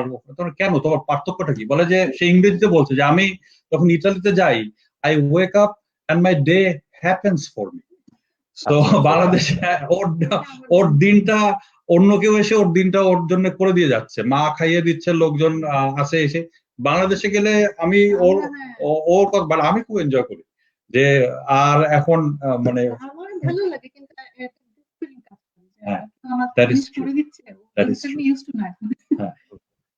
না। আর ভাইয়া আমরা যারা মানে বাবা মার একটা ছেলে, কি হয় যে যেহেতু একটা ছেলে, সবাই একটু ছেলেটাকে তো প্রাধান্য দেয়। দেখা গেছে যে আমি intermediate first year second year পর্যন্ত আমার মা আমাকে খাওয়াই দিছে, বিশ্বাস করেন আর না করেন, এবং আমাকে মানে এসএসসি পর্যন্ত একজন আমাকে স্কুলে দিয়ে আসতো, স্কুল থেকে নিয়ে আসতো সামথিং। এটা আসলে ওইটা রেসপন্স, মানে ওনারাও একটা, কারণ যেহেতু আপনার সিকিউর না, অনেক কিছু রাস্তাঘাটে অ্যাক্সিডেন্টের ব্যাপার থাকে, হয়তো এইসব রিজনও হইতে পারে যে ব্যাপারটা তাদের। বাংলাদেশে থাকলে তো আমি কখনো চিন্তা করতে পারতাম না। সকালবেলায় আমার মেজর ছেলের বয়স 11 আর ছোটটার বয়স 7 বছর, যারা উঠে নিজেদের মতো ব্রেকফাস্ট করে হাঁটতে হাঁটতে স্কুলে চলে দুজনে যাবে, একসাথে স্কুলে চলে যাবে। ওদের দিকে কিন্তু Right. আমরা তাকানোর সময় থাকে না, কারণ ও ওর কাজে যাচ্ছে, আমি আমার কাজে যাচ্ছি। এটা বাংলাদেশে থাকলে Right. হয়তো চিন্তাই করতে পারতাম না। চিন্তাই করতে পারছি না। না। তো এটা আচ্ছা স্বাভাবিক। ভাই, আপনি ওইখান থেকে লুকায় লুকায় সোশ্যাল ওয়ার্ক করেন। আপনি বাংলাদেশের অটিস্টিক বাচ্চাদের জন্য কাজ করছেন, বাট এটা তো আমরা জানতে পারি না। একটু আমাদেরকে শেয়ার করেন যে এখানে কি করছেন, অটিস্টিক বাচ্চাদের জন্য কি কি কাজ করেছেন একটু বলেন। কারণ আমরা যারা সোশ্যাল ওয়ার্কার, আমরা করি কি ভাই, এটা প্রচার করি। কেন প্রচার করি? আমাদের কাজই হচ্ছে মানুষজন যেন আমাদেরকে বলে এই এত কেন দেখাইতেছে, কারণ থেকে আমরা চাচ্ছি যে তুমি দেখো, তুমিও এটা করো। ঠিক আছে, এবার বলেন। না, আপনার একটু ব্যাখ্যা দেই। দেশের জন্য কোনো কিছু করা, এটা আগে থেকে, যেমন রানা প্লাজা, এই জিনিসগুলো আমাকে জানেন। আমি তো বেক্সিমকোতে ছিলাম জেনারেল ম্যানেজার হিসেবে, ওখানকার 28,000 লোকের অ্যাডমিনিস্ট্রেশন হেড ছিলাম আমি। তো ওখানকার রানা প্লাজা যখন ঘটনাটা হলো, তখন আর আমি খুব জেনুইনলি চাই মানুষের পাশে কোনো কিছু করা। রানা প্লাজা ঘটনাটা হওয়ার পরে আমি খুঁজে খুঁজে বের করলাম যে অ্যারাউন্ড 20 জন মতো লোক যারা কোনো পার্মানেন্ট ড্যামেজ হয়ে গেছে, কোনো ধরনের সরকারি অনুদান পায়নি। আমার তখন ইউরোপে বেশ পরিচিত এবং নেটওয়ার্ক হয়েছে। আমি ওখান থেকে এবং আমাদের ইউএন মিশনে যারা করে তাদের কাছ থেকে টাকা কালেক্ট করে আমি একটা ফ্যাক্টরি সেট আপ করলাম শুধুমাত্র এই 20 জন ওয়ার্কারকে রিহ্যাবিলিটেট করার জন্য। সেটা এখনো চলছে, সেই জিনিস এখনো চলছে, এবং ওই প্রোডাক্ট গুলো নিয়ে আমি জার্মানিতে মার্কেট সেল করি, এবং তাদের স্যালারি ছিল হায়ার। এটা নিয়ে বিজিএমই তে অনেক, so it was a very successful venture. তো ওখান থেকে আমি বলছি যে সরি, স্টিল কন্টিনিউ ভাই? হ্যাঁ, এখনো চলছে। এটা দায়িত্বে আছেন মনিরুজ্জামান মুনা, এক ভদ্রলোক, এবং ফ্যাক্টরিটা সাভারে। তো ওখান থেকে তারপরে আমি যখনই চাই, তো এইখানে যখনই যেভাবে সুযোগ পাই কোনো কিছু করার, এখানে আসার পরে আমি এডুকেশন নিয়ে আমার কাজ করার খুব ইচ্ছা ছিল, কারণ আমাদের দেশে এডুকেশন তো আসলে আপগ্রেড করার অনেক সুযোগ আছে। তো এখানে আমি নিজে এডুকেশন নিয়ে কাজ করছি। এখানে একটু অ্যাড করি আমি। আমিও এডুকেশন সাপোর্ট প্রোগ্রাম নিয়ে আমাদের অর্গানাইজেশন কাজ করতেছে। গত 7 বছরের একটা রিপোর্টে দেখা গেছে ছেলেদের ড্রপ আউটটা গত 7 বছরের মধ্যে সবচেয়ে হাই। মানে ওই ট্যালেন্ট মেয়েরা কিন্তু আগে যাবে আমাদের চেয়ে। এই জায়গায় কিন্তু কিছু কাজ এখনই আরম্ভ করতে হবে। বলেন। হ্যাঁ, এটা আর হচ্ছে যে আমি দেখছি যে এডুকেশনটাকে কোনভাবে দায়িত্বের সাথে, কোন লিডারশিপ, কান্ট্রি লিডারশিপ এডুকেশনটাকে কোন দিকে নিয়ে যাচ্ছে। বিকজ আমি আজকে যেটা শেখাচ্ছি সেটা 20 থেকে 30 বছর পর আমার কান্ট্রির আইডেন্টিটি ডিটারমাইন করবে আজকে যেটা শেখাচ্ছি সেটার উপরে। সেই জায়গাটাতে আমাদের একটা ফান্ডামেন্টাল দুর্বলতা আছে, এটা অস্বীকার করার লাভ নেই। তো আমি সবসময় চেষ্টা করতাম যে কিভাবে কন্ট্রিবিউট করা যায়। তো এই সুযোগটা পাচ্ছি বা হয়তো পাবো। এর ভিতরে নেদারল্যান্ডে অ্যান্টোয়ানেট টার্মোসহাউজেন বলে একজন ভদ্রলোক মহিলার সাথে দেখা হলো। মহিলার স্টোরিটা এত ক্যাচি যে এটা শোনার পরে আমি আর নিজে বসে থাকতে পারিনি। আমি বলছি যে সে ভদ্রমহিলা 1993 সালে সে ইন্দোনেশিয়া থেকে বাইসাইকেল চালিয়ে নেদারল্যান্ডে আসছে। আচ্ছা আচ্ছা আচ্ছা। তো 15 মাস সময় লেগেছে। বাংলাদেশে যখন এসছে তার কথা হচ্ছে যে আমি যখন বাংলাদেশে ঢুকি আমি এই দেশ এবং মানুষের ভালোবাসায় পড়ে যাই। মানিকগঞ্জে একটা ব্রিজের নিচে সাইদ নামে 2 বছরের একটা ডিসেবলড বাচ্চার সাথে তার পরিচয় হয়েছে। সাইদকে সে প্রমিস করেছে যে সাইদ আমি তোমার জন্য ফেরত আসবো। অ্যান্টনেটের বয়স তখন 26 বছর। ওই প্রতিজ্ঞা তার লাইফ চেঞ্জিং এক্সপিরিয়েন্স। সে নেদারল্যান্ডে এসে টাকা পয়সা কালেক্ট করে সে মানিকগঞ্জে 26 বছর বয়স ডাচ মেয়ে 96 সালে সে তার ফাউন্ডেশন গড়ে তুলেছে শুধুমাত্র বাংলাদেশের ডিসেবল চিলড্রেনদের সাহায্য করবে এভাবে। তো ওখানে ইলেকট্রিসিটি নেই 96 সালে, তখন ওইভাবে করে থাকা। সে লোকাল গ্রামবাসীদের ওখানে সাহায্য নিয়ে আস্তে আস্তে করে ডেভেলপ। এর ভিতরে একটা বড় অ্যাক্সিডেন্ট হয়। বড় অ্যাক্সিডেন্ট হচ্ছে ওকে গ্রামের লোক এত পছন্দ করে তারা খালাম্মা বলে ডাকে। বাচ্চাদের মা আসে। ওখানে একটা পাগল লোক, সাইকোলজিক্যালি ইমব্যালেন্স, ছোটবেলা থেকে মা হারিয়েছে, সে এটাকে খুব হিংসার চোখে দেখলো যে অ্যান্টোনেট বিদেশ থেকে এসেছে। সে করেছে কি, একদিন বাজারের ভিতরে অ্যান্টোনেটকে 3 বার ছুরি মেরেছে এই ঘাড়ে, এবং ওই 3 বার নার্ভে অ্যাটাকের কারণে সে ছুরি খাওয়ার পরে ডিসেবলড, সে নিজে ডিসেবলড হয়ে গেল। 26 বছর বয়সে কাঁধের থেকে গলা থেকে নিচে ডিসেবলড। ওখান থেকে তাকে এভাকুয়েট করা হয়েছে নেদারল্যান্ডে। 1 বছর লেগেছে। সে এখনো চলতে পারে না ঠিক মতো, বাট সে যে মুহূর্তে তার পায়ে হাঁটা চলার ক্ষমতাটা ফিরে পেয়েছে সে আবার বাংলাদেশে ফেরত গেছে। She went back to Bangladesh again এবং আজকে তার ফাউন্ডেশন নিকেতন ফাউন্ডেশন 500 ডিসেবল বাচ্চা দায়িত্ব। তো এই আমাদের বাচ্চাদের জন্য একজন ডাচ ভদ্র মহিলা এটা করছে। আমার জীবনে আমি অনেক হিরো দেখেছি, বাট এরকম হিরো কিন্তু আমি রিয়েল দেখিনি। ভয় তো আর যাইতো না ভাইয়া, ভয় আমি এত ইমোশনাল হয়ে গেলাম যে এরকম, এবং আমি খুব কৃতজ্ঞ বোধ করলাম যে আল্লাহ আমাকে এরকম একটা মানুষের সাথে পরিচিত হওয়ার সুযোগ দিয়েছে। আমি তার হাতটা ধরে বললাম, ভদ্রমহিলা বেশ বয়স্ক, আমি তার হাতটা ধরে বললাম যে অ্যান্টনেট, তুমি যে স্টোরিটা বললে আমি তো মানে আমি টোটালি ওভারওয়েলড, আমি বলে বুঝতে পারছি না। I want to be a part of this journey, আমাকে কি কোনো কিছু করার সুযোগ দেবে? তো বলে অবশ্যই, আমার অনেক কিছু করার আছে। তো আমি যেটা করেছি যে আমার ইউনিভার্সিটির অনার্স প্রজেক্টে আমার ছাত্রছাত্রীরা এখন এই নিকেতন প্রজেক্টের জন্য কাজ করছে। এটা আসলে বলার তো কিছু নেই, কাজ হবে, এটা সবাই উপকৃত হবে এটাই। আর অ্যান্টনেটের জন্য প্রথম নেদারল্যান্ডে নিকেতন ফাউন্ডেশনের জন্য আমি একটা বিশাল কনসার্ট, আমি নিজে মিউজিশিয়ান, সো এখানে আমার ডাচ, ইন্ডিয়ান এবং এশিয়ান মিউজিশিয়ানদের সাথে মিলে একটা প্ল্যাটফর্ম ক্রিয়েট করে প্রথম বিশাল আকারে ডেনহাগে, ক্যাপিটাল দি হেগ, ওখানে একটা কনসার্ট আয়োজন করি 2019 সালের 29শে জুন। এবং ওই কনসার্টের পুরো টাকাটা ডিসেবল বাচ্চাদের জন্য দেওয়া। এবং শুধু সেটাই না, কনসার্টের সুবাদে আমরা একজন ফিলান্থ্রপিস্ট, উনি যেহেতু ওনার নাম প্রকাশ করতে চান না, আমি এখানে বলছি না, একজন ফিলান্থ্রপিস্টের সাথে পরিচয় হয় যিনি 0.5 মিলিয়ন ইউরো এখন ইনভেস্ট করছেন নতুন প্রজেক্টের জন্য। ওই সবকিছু কনসার্টের সুবাদেই পরিচয়, ওখান থেকেই আসা, ওই কাজটা হয়েছে এখন।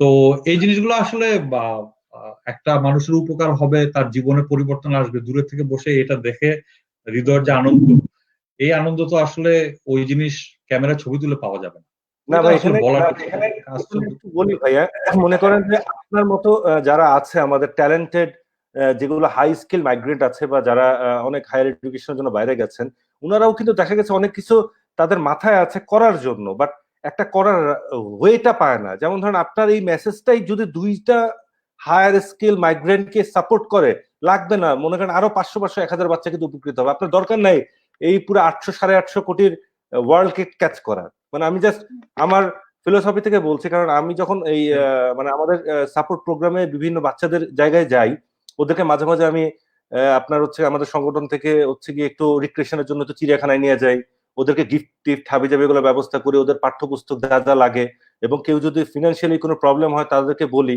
তাদেরকে শুধু একটা বলি, বাবা তোমরা শুধু অধ্যাবসায় করে যাবা, কোনো বাধা যেন তোমার পড়াশোনাটাকে আটকাইতে না পারে। কারণ একজন চালা যদি প্রেসিডেন্ট হইতে পারে, তোমাকে ওই উইল রাখতে হবে যে আমিও পারতে পারি, তুমি পারবে ব্যাপারটা।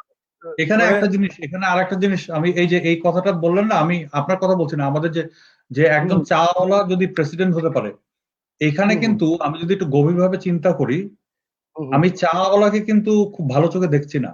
মানে আমার দৃষ্টিতে চাওয়ালা খুব নিম্ন শ্রেণীর মানুষ, সে প্রেসিডেন্ট হবে এটা কিন্তু একটা অবিশ্বাস্য ব্যাপার। এই আমার মাইন্ডসেটে কিন্তু এটা আসে, বাট ওই জিনিসটাই আমাদের চিন্তা করতে হবে যে একজন চাওয়ালাও একজন মানুষ, এই জিনিসটা এবং তারও যদি সে ঠিক মতো মানে তাকে প্রপার গাইড পায়, প্রেসিডেন্ট সেও হতে পারে, এবং তাকে চাওয়ালা হিসেবে আন্ডারমাইন করার কিছু নেই। এই সেম জিনিস যে এখন দেখি যে সিনিয়র সিটিজেনের যে কনসেপ্ট, আমাদের দেশে একজন সিনিয়র সিটিজেনকে আমি কান ধরে ছবি তুলে মোবাইলে ছবি তুলে দিয়ে দিলাম কারণ সে মুখোশ মাস্ক পরেনি। সিনিয়র সিটিজেন, এই জিনিসটা আসতে হবে তো, সেটা বয়স্ক লোক। হ্যাঁ, পরে আবার তাকে ইও করে দিছে, মানে সাসপেন্ডও করেছে। আরেকটা একটু ভাই অ্যাড করি, এইটার বলার উদ্দেশ্যটা একটু বলি, কারণ বাচ্চারা যারা একটু দরিদ্র, যারা যখন একটু বাসায় ফিনান্সিয়াল ক্রাইসিস দেখে, যেটা বললাম গত 8 বছরের সেকেন্ডারি স্কুল লেভেলে আপনি যদি ডাটা দেখেন, ছেলেদের স্কুল ড্রপ আউটের পার্সেন্টেজ বেশি। এবং আমি স্কুল ড্রপ আউট নিয়ে কাজ করছি, এবং আমি চাই, মানে আমার সংগঠন এখন অনেক ছোট, বাট আমার ইচ্ছা এবং আমার আশা যে আমরা এটা সিঙ্গেল ডিজিটে আনতে পারবো স্কুল ড্রপ আউটটা। ইট ইজ পসিবল, কারণ স্কুলের একটা বাচ্চা এসছে, ওর মানে ওর এটা পাও না, ও কেন এডুকেশন শেষ করবে না, একটা স্কুল এডুকেশন শেষ করবে। তাদেরকে একটা জিনিস বলার উদ্দেশ্য যে তাদেরকে যখন মেন্টালি বলে দেয়, ওর বাবাই হয়তো বলে আরে আমি তো রিক্সাওয়ালা, তুই কি করবি আর, বাট তুই মানে আমি রিক্সাওয়ালা বইলা যে মানে আমার ছেলে রিক্সাওয়ালা, ওই কনসেপ্টে তো আমরা নাই। মানে আমি জাস্ট ওই জিনিসটা আমি ওদেরকে বলি, শুধু বাবা তোমরা পড়াশোনাটা অধ্যাবসায়টা ঠিক রাখবা, তোমার ভাগ্য তুমি নির্ধারণ করতে পারবে, এখানে কোনো সন্দেহ নাই। মানে আমি যদি স্পিচ একটু মাঝে মাঝে মাইক পাই ভাই, তো বুঝছেন বিভিন্ন স্টেজ দেয়, তো যখন পাইলে মনে করি দুইটা লাইন একটু বলি, বুঝছেন, এইটাই একটু বাচ্চাদের। আর এই যে বললেন না আমি রিক্সাওয়ালা, আপনি একটা জিনিস শুনলে খুব অবাক হবেন। আমার ছাত্রছাত্রীরা ওরা খুব পছন্দ করে, আমি যখন লেকচার দেই তখন আমি লাইফস্টাইল, আমার অনেক ধরনের বিচিত্র এক্সপিরিয়েন্স ও এক্সপিরিয়েন্স গুলো বলি। One of the interesting story আসলে একজন বাংলাদেশের রিক্সাওয়ালাকে নিয়ে, এবং ওই রিক্সাওয়ালা বলে যে 2015 সালে এই ভদ্রলোক সে আবার মাথাটা ঘুরিয়ে দিল। আমি যদি ইউরোপিয়ান কনটেক্সটে চিন্তা করি যে 30 ইউরো দিয়ে সে সারা মাসের তার খাওয়া সংসার চলছে, সে প্রতি মাসে বেতন পাচ্ছে 70 ইউরো, 30 ইউরো খাওয়ার খরচ যায়, 15 ইউরো যায় হচ্ছে রিক্সা ভাড়ার খরচ, বাকি 45 ইউরো বা 30 ইউরো সে জমিয়ে দেশের বাড়িতে বাড়ি বানিয়ে দুটো বাচ্চাকে ইউনিভার্সিটিতে পড়াচ্ছে। আমি যখন এই জিনিসটা আমার ইউনিভার্সিটির স্টুডেন্টদের বলি যে this is not a fiction, এটা রূপকথার কাহিনী না, দিস ইজ ট্রু। তুমি আজকে বাসার থেকে এ পর্যন্ত এসে তোমার লাঞ্চ আর ব্রেকফাস্ট বাবদ খরচ করেছো কত? বলে 20 ইউরো তো অলরেডি খরচ হয়ে গেছে। That is the expense for the entire month, পুরো মাসের খরচ আমার। এটা কিন্তু অবাক হয়ে যায়। এবং ওই যে আপনারা রিক্সাওয়ালা বলে, রিক্সাওয়ালার ভিতরেও যে একটা শিক্ষার ব্যাপার আছে, এই শিক্ষা কিন্তু পৃথিবীতে কোথাও পাওয়া যাবে না যদি আমি রিক্সাওয়ালাকে ঠিক মতো প্রমোট করতে পারি।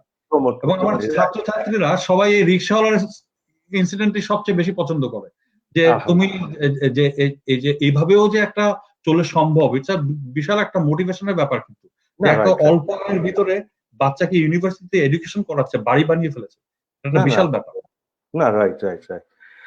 আচ্ছা ভাইয়া, আপনি হচ্ছে গিয়ে প্রি কনজিউমার ওয়েস্ট আপসাইক্লিং, এটার সম্পর্কে একটু বলেন, আর এটা ফিউচারটা নিয়ে একটু বলেন। মানে প্রি কনজিউমার ওয়েস্ট, আমি যখন বেক্সিমকোতে চাকরি করি তখন ডক্টর রিত অস নামে এক ভদ্রমহিলার পরিচয় হয়, উনি ইস্টোনিয়া। আমার জানা মতে টেক্সটাইল আপসাইক্লিং বলে, it's not recycling, it's upcycling. Textile upcycling এ উনি কয়েকজনের ভিতরে একজন পিএইচডি করা, এবং ইউরোপিয়ান ডিজাইনারের মধ্যে উনি খুব স্বনামধন্য। ওনার সাথে কাজ করার সুযোগ সুবিধা হয়, সেই সূত্রে আমরা একই বয়সে, আমরা এখন খুব ভালো বন্ধুও পারিবারিক ভাবে, ফ্যামিলি ফ্রেন্ড। তো রিত আমার বিজনেস পার্টনারও। তো ওই বেক্সিমকোর সিইও সৈয়দ নাভেদ হোসেন, উনি এখনো বেক্সিমকোর সিইও, টেক্সটাইলের সিইও।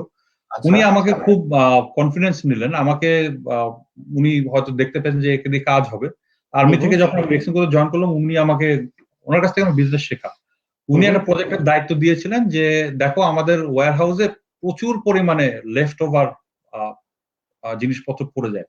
তো প্রি কনজিউমার ওয়েস্টের ব্যাপারটা হচ্ছে যে ওয়েস্ট ম্যাটেরিয়াল যেটা কাস্টমারের হাতে পৌঁছায়নি। বেসিক্যালি আপনি একটা প্রোডাকশন, আপনি গার্মেন্টসে ছিলেন, যে আমরা একটা প্রোডাকশন ব্যাচ রান করার পরে ফেব্রিক বা ডাব্লিউআইপি গার্মেন্ট যেগুলো থাকে, that is the pre consumer waste. কনজিউমারের কাছে যায়নি, ওগুলো প্রডিউসারের কাছে রয়ে গেছে। এগুলো আমাদের কি হচ্ছে, সেকেন্ডারি মার্কেটে যাচ্ছে, তাই না? ব্রিক ফিল্ডে যাচ্ছে বা লোকাল বাজারে খুব অল্প দামে বিক্রি হয়ে যাচ্ছে সেকেন্ড হ্যান্ড মার্কেট। আমার সিইও আমাকে বললেন যে খালিদ, এটার অনেক ভ্যালু আছে, এটা যদি তুমি ইউরোপের বাজারে ঠিক মতো প্রমোট করতে পারো, একটা প্রজেক্ট বানিয়ে, এটার পটেনশিয়াল ভ্যালু অনেক বেশি। একটা হচ্ছে অর্থনৈতিক ভাবে, আর একটা হচ্ছে সাস্টেনেবিলিটি, একটা ব্র্যান্ড নেমও হবে। বেক্সিমকো কিন্তু এগুলো খুব প্রমোট করে। আমাকে উনি ডক্টর রিত অসের কন্ট্যাক্ট দিলেন। তো ওই মহিলাকে আমি ইস্টোনিয়া থেকে আনিয়েছি। এই প্রজেক্টের উপরে ইউটিউব ভিডিও হয়েছে, ফিল্ম হয়েছে। It was a very successful project. So basically যেটা করেছে যে উনি এই টেক্সটাইল প্রি কনজিউমার ওয়েস্ট নিয়ে আপসাইকেল করেছেন। আপসাইকেল করেছেন কি, আপনি ধরেন দুটো শার্ট একসাথে সেলাই করে আপনি একটা প্যান্ট বানিয়ে দিলেন। একটা এটা আপসাইকেলের কনসেপ্টটা কি, রিসাইকেল আর আপসাইকেল ভিতরে ডিফারেন্স হচ্ছে, আপনি রিসাইকেলে আপনি একটা ওয়েস্ট ম্যাটেরিয়াল নেবেন, নিয়ে সেটাকে কেমিক্যালি প্রসেস করতে হবে, ভাঙতে হবে, চুটতে হবে বা শেড করতে হবে, এবং এট দি এন্ড আপনি যে প্রোডাক্টটা পাচ্ছেন সেই প্রোডাক্টটা হচ্ছে অরিজিনাল ওয়েস্ট ম্যাটেরিয়ালের লোয়ার ভ্যালু, কম ভ্যালুর প্রোডাক্ট। মানে আপনি ভাইয়া, একটা হচ্ছে আমার র ম্যাটেরিয়াল, আমি র ম্যাটেরিয়াল থেকে আপসাইক্লিং করছি, নাকি আমি এক্স্যাক্টলি রেডি গার্মেন্ট, মানে ওয়েস্ট ম্যাটেরিয়াল আপসাইক্লিং যখন কনসেপ্টটা আসছে, এটা র ম্যাটেরিয়াল হচ্ছে আপনার ফিনিশ প্রোডাক্টস জন্য ইউজ হবে। ফিনিশ প্রোডাক্টস প্রডিউস করার পরে যে জিনিস আপনার হাতে থাকবে, দ্যাট ইজ, আর ওইটা মানে ফিনিশ প্রোডাক্ট র ম্যাটেরিয়াল না, এটাই প্রি কনজিউমার ওয়েস্ট হিসেবে থাকছে, ওইটাকেই আপসাইক্লিং। আপসাইক্লিং এর কনসেপ্ট একটু বুঝতে হবে প্রথমে, যে রিসাইক্লিং এর যে জিনিসটা হচ্ছে যে আমি এনার্জি খরচ করছি, লোকজন ইউজ করছি, বাট এট দি এন্ড প্রোডাক্টটা হচ্ছে অরিজিনাল চেয়ে লোয়ার ভ্যালু। আর আপসাইক্লিং এর কনসেপ্ট হচ্ছে যে আমি ওয়েস্ট ম্যাটেরিয়াল বা লেফট ওভার যেটা আছে সেটা নিয়ে আমি কোনো কেমিক্যাল প্রসেস করব না, কোনো জিনিসটা কোনো কম্পাউন্ড চেঞ্জ হবে না, বাট আমি ডিজাইন ইনপুট দিব, দিয়ে একটা প্রোডাক্ট নিব যেটার ভ্যালুটা অরিজিনাল ওয়েস্টের চাইতে উপরে। একটা উদাহরণ দেই, যে আপনি একটা খালি পানির বোতল, আপনি যদি খালি পানির বোতল নিয়ে ওটাকে ফেলে না দিয়ে, ফেলে দিলে তো আবর্জনা হয়ে গেল, রিসাইকেল করবেন। আপনি যদি ওটাকে কেটে ওর ভিতরে মাটি ভরে আপনি যদি ওটাকে একটা ফুলের ফ্লাওয়ার ভাস হিসেবে ইউজ করেন, ওটা কিন্তু আপসাইকেল হয়ে গেল। আচ্ছা আচ্ছা, এটাতে বলা হচ্ছে যে আমি ওয়েস্ট ম্যাটেরিয়াল ক্রিয়েট করে ওয়েস্টকে ডিল করবো, কারণ আমি ওয়েস্ট ক্রিয়েটই করবো না প্রথমে, সেটা হচ্ছে কথা। এটা প্রথম মানে আমি জানি না আমি ঠিক মতো এক্সপ্লেন করতে পারছি কিনা, বাট জিনিসটা হচ্ছে যে আমাদের লেফট ওভার WIP গার্মেন্টস যেগুলো থাকে, লেফট ওভার যেগুলো থাকে, মার্কার এফিসিয়েন্সি যাচাই করে যে 20% বাকি থাকলো, এই ফেব্রিক গুলো কিন্তু বিভিন্ন ধরনের কাটছাতলা, এগুলো কিন্তু সিম্পল স্ট্রেট ফেব্রিক না যেটা দিয়ে আপনি নতুন গার্মেন্ট ক্রিয়েট করতে পারবেন। ওকে, রিচ যেটা করলো, ও আপসাইক্লিং ডিজাইন করলো যে এই কাটা ফেব্রিক গুলোকে আমি কোনো মেশিনের ভিতরে দিব না, কোনো এগুলোকে রিডিজাইন করে আমি কিভাবে নতুন একটা গার্মেন্ট করতে পারি। সো এই কনসেপ্টটা যেরকম যেটা আমি বলছি যে আমাদের প্রথম আপসাইক্লিং কনসেপ্টে সবচেয়ে বড় ইন্ডাস্ট্রিয়াল আপসাইক্লিং হয়েছিল আমেরিকান ইগলের একটা শিপমেন্ট মানে ক্যান্সেল হয়ে গেল আমাদের T shirt. So T shirt যায়নি, ক্রিসমাসের শিপমেন্ট ফেলিওর। দুটো টি শার্ট সেলাই করে আমরা একটা টি শার্ট বানিয়েছি, এবং এই দুটো টি শার্ট সেলাই করে একটা টি শার্ট যখন আপসাইকেল করলাম, প্রশ্ন হচ্ছে যে এটা করে আমার লাভটা কি হলো? লাভ হচ্ছে ওই এক টি শার্ট বিক্রি হয়েছে 25 ইউরোতে। আচ্ছা আচ্ছা, একটা টি শার্ট বিক্রি হয়েছে 25 ইউরোতে। ওয়াই?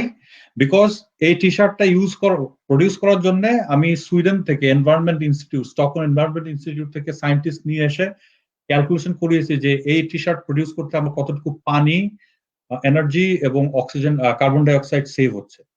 এই সেভ ক্যালকুলেশন যখন আমি ইউরোপিয়ান কনজিউমারের কাছে প্রেজেন্ট করেছি with the product, finish product which looks very good এবং খুব ডিজাইন হাই এন্ড প্রোডাক্ট, তারা কিন্তু কার্পণ্য করে নিয়ে ওটা দুটো আমেরিকান ইগলের টি শার্ট কত হবে, হয়তো সব মিলিয়ে $10 হবে, সেখান থেকে 25 ইউরো দিয়ে এই টি শার্টটা কেনার জন্য তারা কিন্তু পুরো কাপড় করে। তো এটার বেনিফিটটা হচ্ছে, এক নম্বর কথা আমি এটা সেকেন্ডারি মার্কেটে হয়তো ছেড়ে দিতাম, সেটা না করে একটা ভ্যালু পাচ্ছি। 2 নম্বর কথা হচ্ছে এটা বানানোর সময় আমি অনেক সেভ করছি, এনভায়রনমেন্ট, পানি, গ্যাস, পানি, বিদ্যুৎ অপচয় হচ্ছে না। 3 নম্বর কথা হচ্ছে যে কাস্টমার যে কিনছে সেও খুব খুশি। এইভাবে করে আপসাইক্লিং এর কনসেপ্টটা দাঁড় করানো হলো। আমরা প্রথম প্রোডাক্ট লঞ্চ করি বার্লিন ফ্যাশন উইকে 2014-এ। ইট ওয়াজ এ মেগা সাকসেস। বার্লিনের এখনকার যে চ্যান্সেলর উনি এসেছিলেন আমাদের স্টলে, আমার ইন্টারভিউ নিয়েছেন, কথা বলেছেন। বাংলাদেশ থেকে প্রথম এরকম কনসেপ্ট, হ্যাঁ, শুধু বাংলাদেশ না, সাউথ ইস্ট এশিয়ার ভিতরে that was the first concept. এবং পরবর্তীতে এইটা নিয়ে কাজ করতে করতেই H&M আমাদের প্রথম কাস্টমার হয়, যে বললো যে আমরা অফিসিয়ালি আমাদের প্রোডাকশনের ভিতরে এটা একটা ট্রায়াল করতে চাই। আচ্ছা আচ্ছা।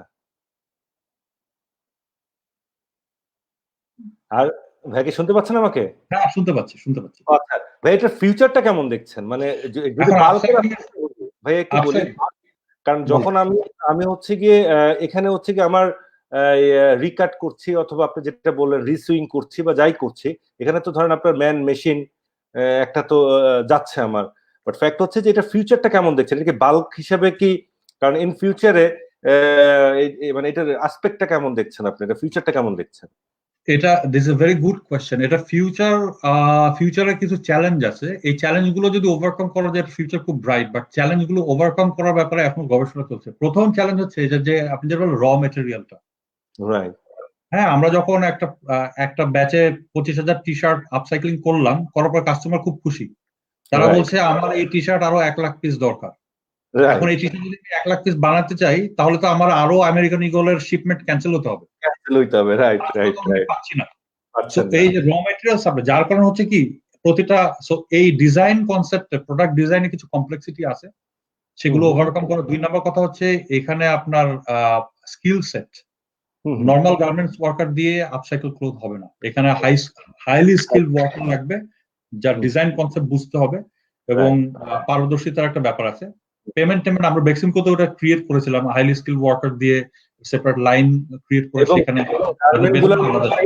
গার্মেন্ট গুলোর মানে এসএমবি একটু হাই হবে ন্যাচারাল গার্মেন্টের চেয়ে, যেহেতু গার্মেন্ট গুলো এসএমভি অনেক হাই, মানে standard minute value is much higher than normal.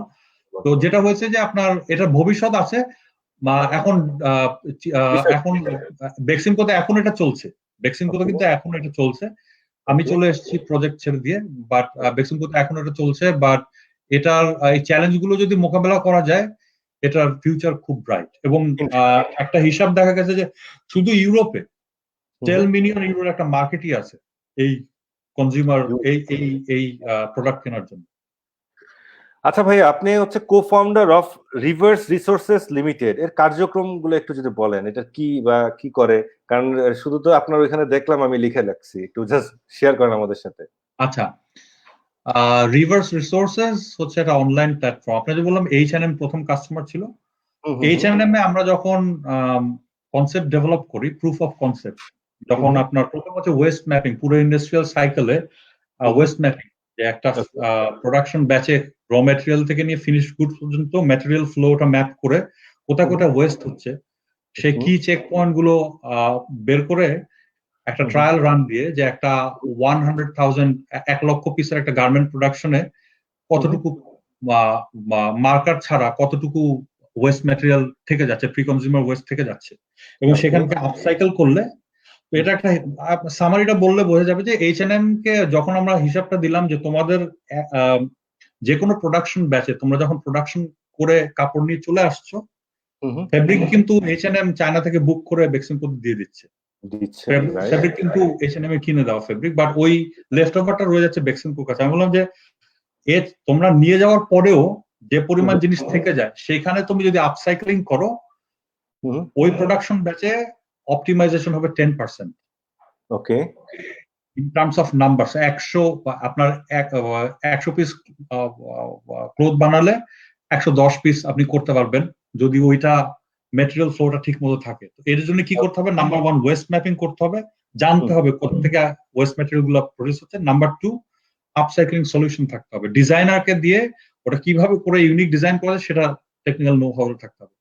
So আমরা তখন প্রুফ অফ কনসেপ্ট নিয়ে একটা ওয়ান স্টপ সলিউশন প্রোভাইড করে একটা কেস স্টাডি প্রেজেন্ট করি H&M কে, যে অনলাইনে একটা সফটওয়্যারের মাধ্যমে এই কাজটা আমরা করতে হবে। এর সাথে অনগ্রাউন্ড রিসার্চে ছিলাম আমি, আমার সাথে ইস্তোনিয়ান পার্টনার ছিল, যারা ইস্তোনিয়া কিন্তু না, ইস্তোনিয়া ইউরোপের কান্ট্রি। আচ্ছা আচ্ছা, ইউরোপে আইটিতে নাম্বার 1টা, আইটিতে নাম্বার 1। এই দেশের নাম শুনেছেন কিনা আমি জানি না, ছোট একটা দেশ,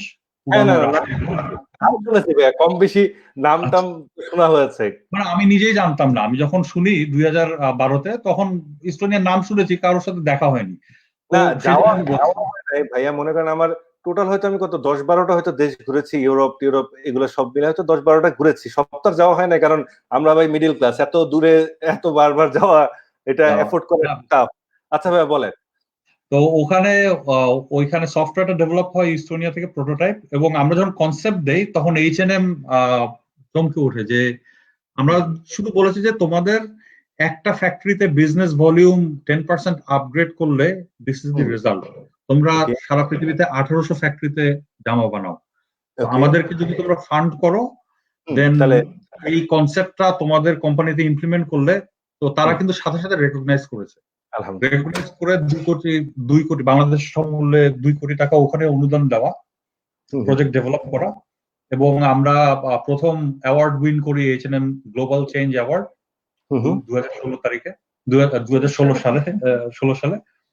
তো পরবর্তীতে এটা basically online market place create করা, ম্যাচ মেকিং হবে, যে যার র মেটেরিয়াল দরকার সে আসবে। আচ্ছা ভাইয়া, একটু সাপ্লিমেন্টারি একটা কোশ্চেন করি, আপনি কি ব্লক করেন কিনা? কারণ আপনি মানে দেশকে তো দেওয়ার মতো অনেক কিছুই আছে, বা ওয়ার্ল্ডকে এখন স্টিল অনেক কিছু ইনফরমেশন শেয়ার অথবা টেকনোলজি গুলা, কারণ আপনি তো অনেক ফিল্ডে কাজ করেছেন, মানে আপনার ব্লগ লিখছেন কিনা, মানে শুধু নট আপনার প্রফেশন, কারেন্ট প্রফেশন।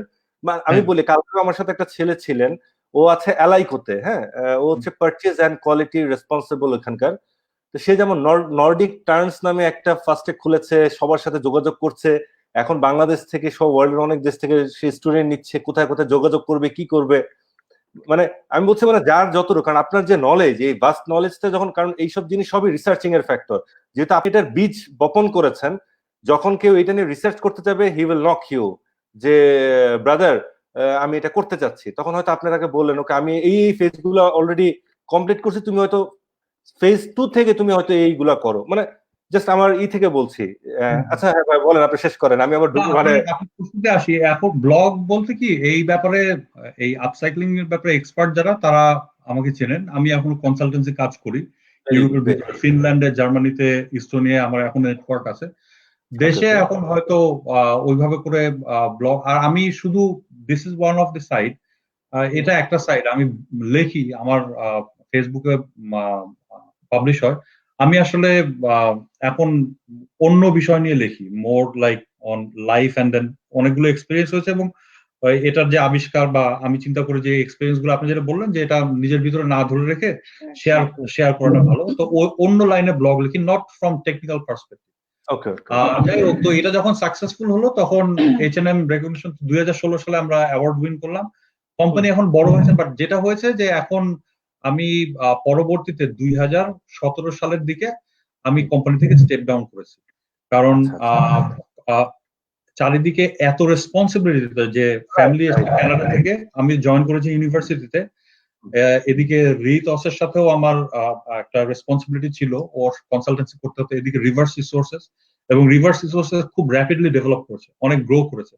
তখন আমি একটা পর্যায়ে বললাম যে ওদের তো মানে যেহেতু একটা গতিপথ সৃষ্টি করে দেওয়া, সেটা হয়েছে বাংলাদেশের যেটা প্রুফ অফ কনসেপ্ট, সেটা হয়েছে একটা পর্যায়ে। আমি তখন মানে বোর্ড অফ কো-ফাউন্ডার থেকে আমি এখন আর সরাসরি ওদের সাথে সম্পৃক্ত নেই, বাট কোম্পানি আছে, তারা খুব ভালোভাবে এগিয়ে যাচ্ছে, এটুকু। আচ্ছা সিমি, তুমি একটু আমাদেরকে বলো ওখানকার মেয়েদের লাইফস্টাইল, ওয়ার্ক লাইফ, অ্যাম্বিশন এবং আমাদের মেয়েদের জন্য তোমার পরামর্শ কি?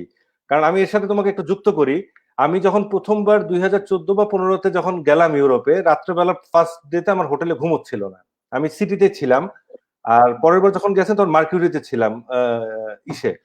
যখন আমি জানলাটা রাত্রে 3টা বাজে বা 2:30 বাজে, আমি জানলাটা খুলছি, আমি খুলে দেখি মানে মেয়েরা সাইক্লিং করে বাসায় যাচ্ছে বা কাজ করে যাচ্ছে, অথবা কেউ বিভিন্ন থেকে যাচ্ছে।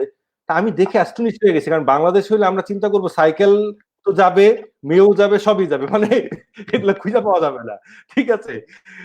মানে মানে আমাদের যেটা ফার্স্ট চিন্তা, রাত্রে 3টা-4টার দিকে একটা মেয়ে সাইকেল চালায় যাবে, এটা তো আমরা আসলে এই পর্যায়েও চিন্তা করতে পারি না। একটু ওদের কি একটু বলো এগুলো একটু। এখানে আসলে মেয়েরা, আমি বলবো যেমন ফিজিক্যালি এবং বোথ মেন্টালি ওরা অনেক অনেক অ্যাক্টিভ, অনেক অ্যাক্টিভ। ওদের ভয় জিনিসটা হয়তো ওদের মধ্যে আমাদের মতো নেই, কারণ তো আমাদের মতো কালচার থেকে বা আমাদের মতো পরিবেশ থেকে ওরা বড় হয়ে আসেন, ওরা সবসময় একটা সেফ অ্যান্ড সিকিউর এরিয়া থেকেই বড় হয়ে আসে। তো এই জিনিসগুলো ওদের মধ্যে কাজ করবে না, কারণ আসলেও নেদারল্যান্ড খুবই একটা, মানে আমি বলবো এত সেফ এখানে সবকিছু। রাতে বের হয়ে যাওয়া বা মাঝরাতে বাসায় আসা এগুলো কোনো ব্যাপারই না এখানে। সাইকেল এখানে তো এমন দেখেছি যে শুধু ইয়াং মেয়েগুলো না, যে মা যারা আমাদের বয়সী, তাদেরকেও দেখি বেশ অ্যাক্টিভ। বাইরে বেরোলে দেখবে তুমি 3-4টা বাচ্চা নিয়ে সুন্দর সাইকেল চালিয়ে দিনের সব বাচ্চা নিয়ে সুন্দর কাজ করে যাচ্ছে, গ্রোসারি থেকে শুরু করে বাচ্চাদের স্কুলে ড্রপ করা, নিজে হ্যাঁ সবই করছে। তো আর যেটা বলবো, হ্যাঁ তারা তো কোনো কমপ্লেন নেই, তারা খুব হ্যাপি এটা নিয়ে, মানে সব করছে এটা নিয়ে, তাদের কোনো কমপ্লেন নেই, খুব প্রাউড। এবং তারা সবসময়, আমি যেটা একটা জিনিস খুব হ্যাপি এদেরকে মনে হয় যে ওদের কোনো কমপ্লেন নেই লাইফে, অলওয়েজ তারা পরিপাটি হয়ে সেজে গুজে মানে একটা হ্যাপি মাইন্ডসেট নিয়ে তারা ঘুরে বেড়াচ্ছে। এটা আসলে আমি যে কয়জনের সাথে কথা বলেছি দেখলাম যে তারা ওয়ার্ডটাকে খুব বেশি একটা ইম্পর্টেন্ট দেয়। যদি আমি বলি যে 2-2-4, ও মনে রাখছে, ও আমাকে 6 মাস পরে হলে বলবো সাইমন তুমি কিন্তু আমার 2-2-4 বলছিলা। এখন আমরা তো হয়তো অনেক সময় মাইন্ডসেট চেঞ্জ করি, 2-2-5 হয়ে যায়, 4.5 হয়, আবার 3.5 হয়, ঠিক আছে? তখন আমার বলে না সাইমন তুমি কিন্তু বলছিলা, তাহলে আমি চিন্তা করি না আসলে তো আমি বলছিলাম। দেখলাম যে কমিটমেন্টটা কমিটমেন্ট খুব বড় একটা ব্যাপার এখানে। হ্যাঁ, কোনো কিছু প্রমিস করলে সেটা আমরা তো দিনের মধ্যে 100 বার প্রমিস করি আর ভাঙি, বাট এখানে এটা না। রাইট। হ্যাঁ, এটা। আর কোনো আমাদের বাংলাদেশি মেয়েদের জন্য তোমার পরামর্শ কি? বাংলাদেশি মেয়েদের জন্য কি এখানে আসার পরে না ওখানে না, না, না, থাকা? আমাদের বাংলাদেশি মেয়েদের। আমি বলি আমার বাংলাদেশের মেয়েদের জন্য আমি বলবো বাংলাদেশের ওই পার্সপেক্টিভ থেকে ওরা যেভাবে আছে ঠিকই আছে, কারণ আমি নিজেও ভাবে চলেছি যখন আমি দেশে ছিলাম। না, আমি তোমার একটু বলি, আমার লাস্ট গেস্ট ছিল হচ্ছে নাফিজা। হ্যাঁ, নাফিজা খান, উনি হচ্ছে খুব পপুলার এখন ওয়ার্ল্ডে, বাংলাদেশের সব কটা স্যাটেলাইটে কম বেশি ওনাকে দেখা যায়। উনি একটা সিএনজি নিয়ে সবার বাসায় বাসায় ত্রাণ দিয়ে বেড়াচ্ছে, মানে উপহার দিয়ে বেড়াচ্ছে। ঠিক আছে, আমি ওরা জিজ্ঞেস করলাম যে তো আপনাকে ভয়টাই লাগে না, এই যে সারা ঢাকা শহর ঘুরতেছেন সিএনজিতে কইরা, আর পুরা কোনো জায়গায় রাস্তা বন্ধ, কোনো জায়গায় এই ভিতরে যাচ্ছেন, তো ভয় না? বলতেছে যে না, আসলে আমরা তো ভয় চিন্তা করি না। তো এটাও কিন্তু সত্যি কথা। এই যে যেমন আমি ওনাকে তখন বলেছিলাম যে আমি যখন গেছি ইউরোপে, আমি দেখলাম 3টার দিকে সাইকেল চালায় যাচ্ছে। আপনারা যখন বের হয়ে আসবেন, যারা এরকম শয়তান লোক এরা অবশ্যই পিছনে যাবে, বাট যতক্ষণ আপনারা সামনে না আসবেন ওরা কিন্তু আপনার জায়গাটা দখল করে রাখবে। মানে ভাইয়া আপনি বলেন। হ্যাঁ বলো, তুমি বলো। সেটাও আছে, কিন্তু অনেক সময় দেখা যায় যে পরিবার থেকে ওই জিনিসটা পাওয়া যায় না। যেমন আমি কিন্তু বেশ ঘুরে ফিরে বেড়াতাম, মানে কিন্তু আমার বড় বোনরা কিন্তু ছিল টোটালি ডিফারেন্ট। মানে আমার মনে আছে যে আমার বাবা মা সবকিছুতে বাধা দিত, এটা করো না, ওটা করো না, এটা ঠিক না, ওখানে যেও না। এই জিনিসগুলো যতক্ষণ পিছনে থাকবে আপনি তো আগাতে পারবেন না। ওইখান থেকে মাইন্ডসেট অনেক কিছু চেঞ্জ করতে হবে। তো মেয়েদেরকে সামনে যাওয়ার জন্য হ্যাঁ এইসব চেঞ্জ মানে সাহসটাও আসতে হবে যে আমি দেখি, লেটস সি, সাহসটাও রাখতে হবে, পরিবারের সাপোর্টটা থাকতে হবে। আর এখন তো আমি মনে করি মেয়েরা অনেক অনেক অনেক আমাদের সময়ের সাথে এখন তুলনা করলে অনেক। না না না, ওই সময়ের সাথে এখন তুলনা করা যায় না, এটা সত্যি।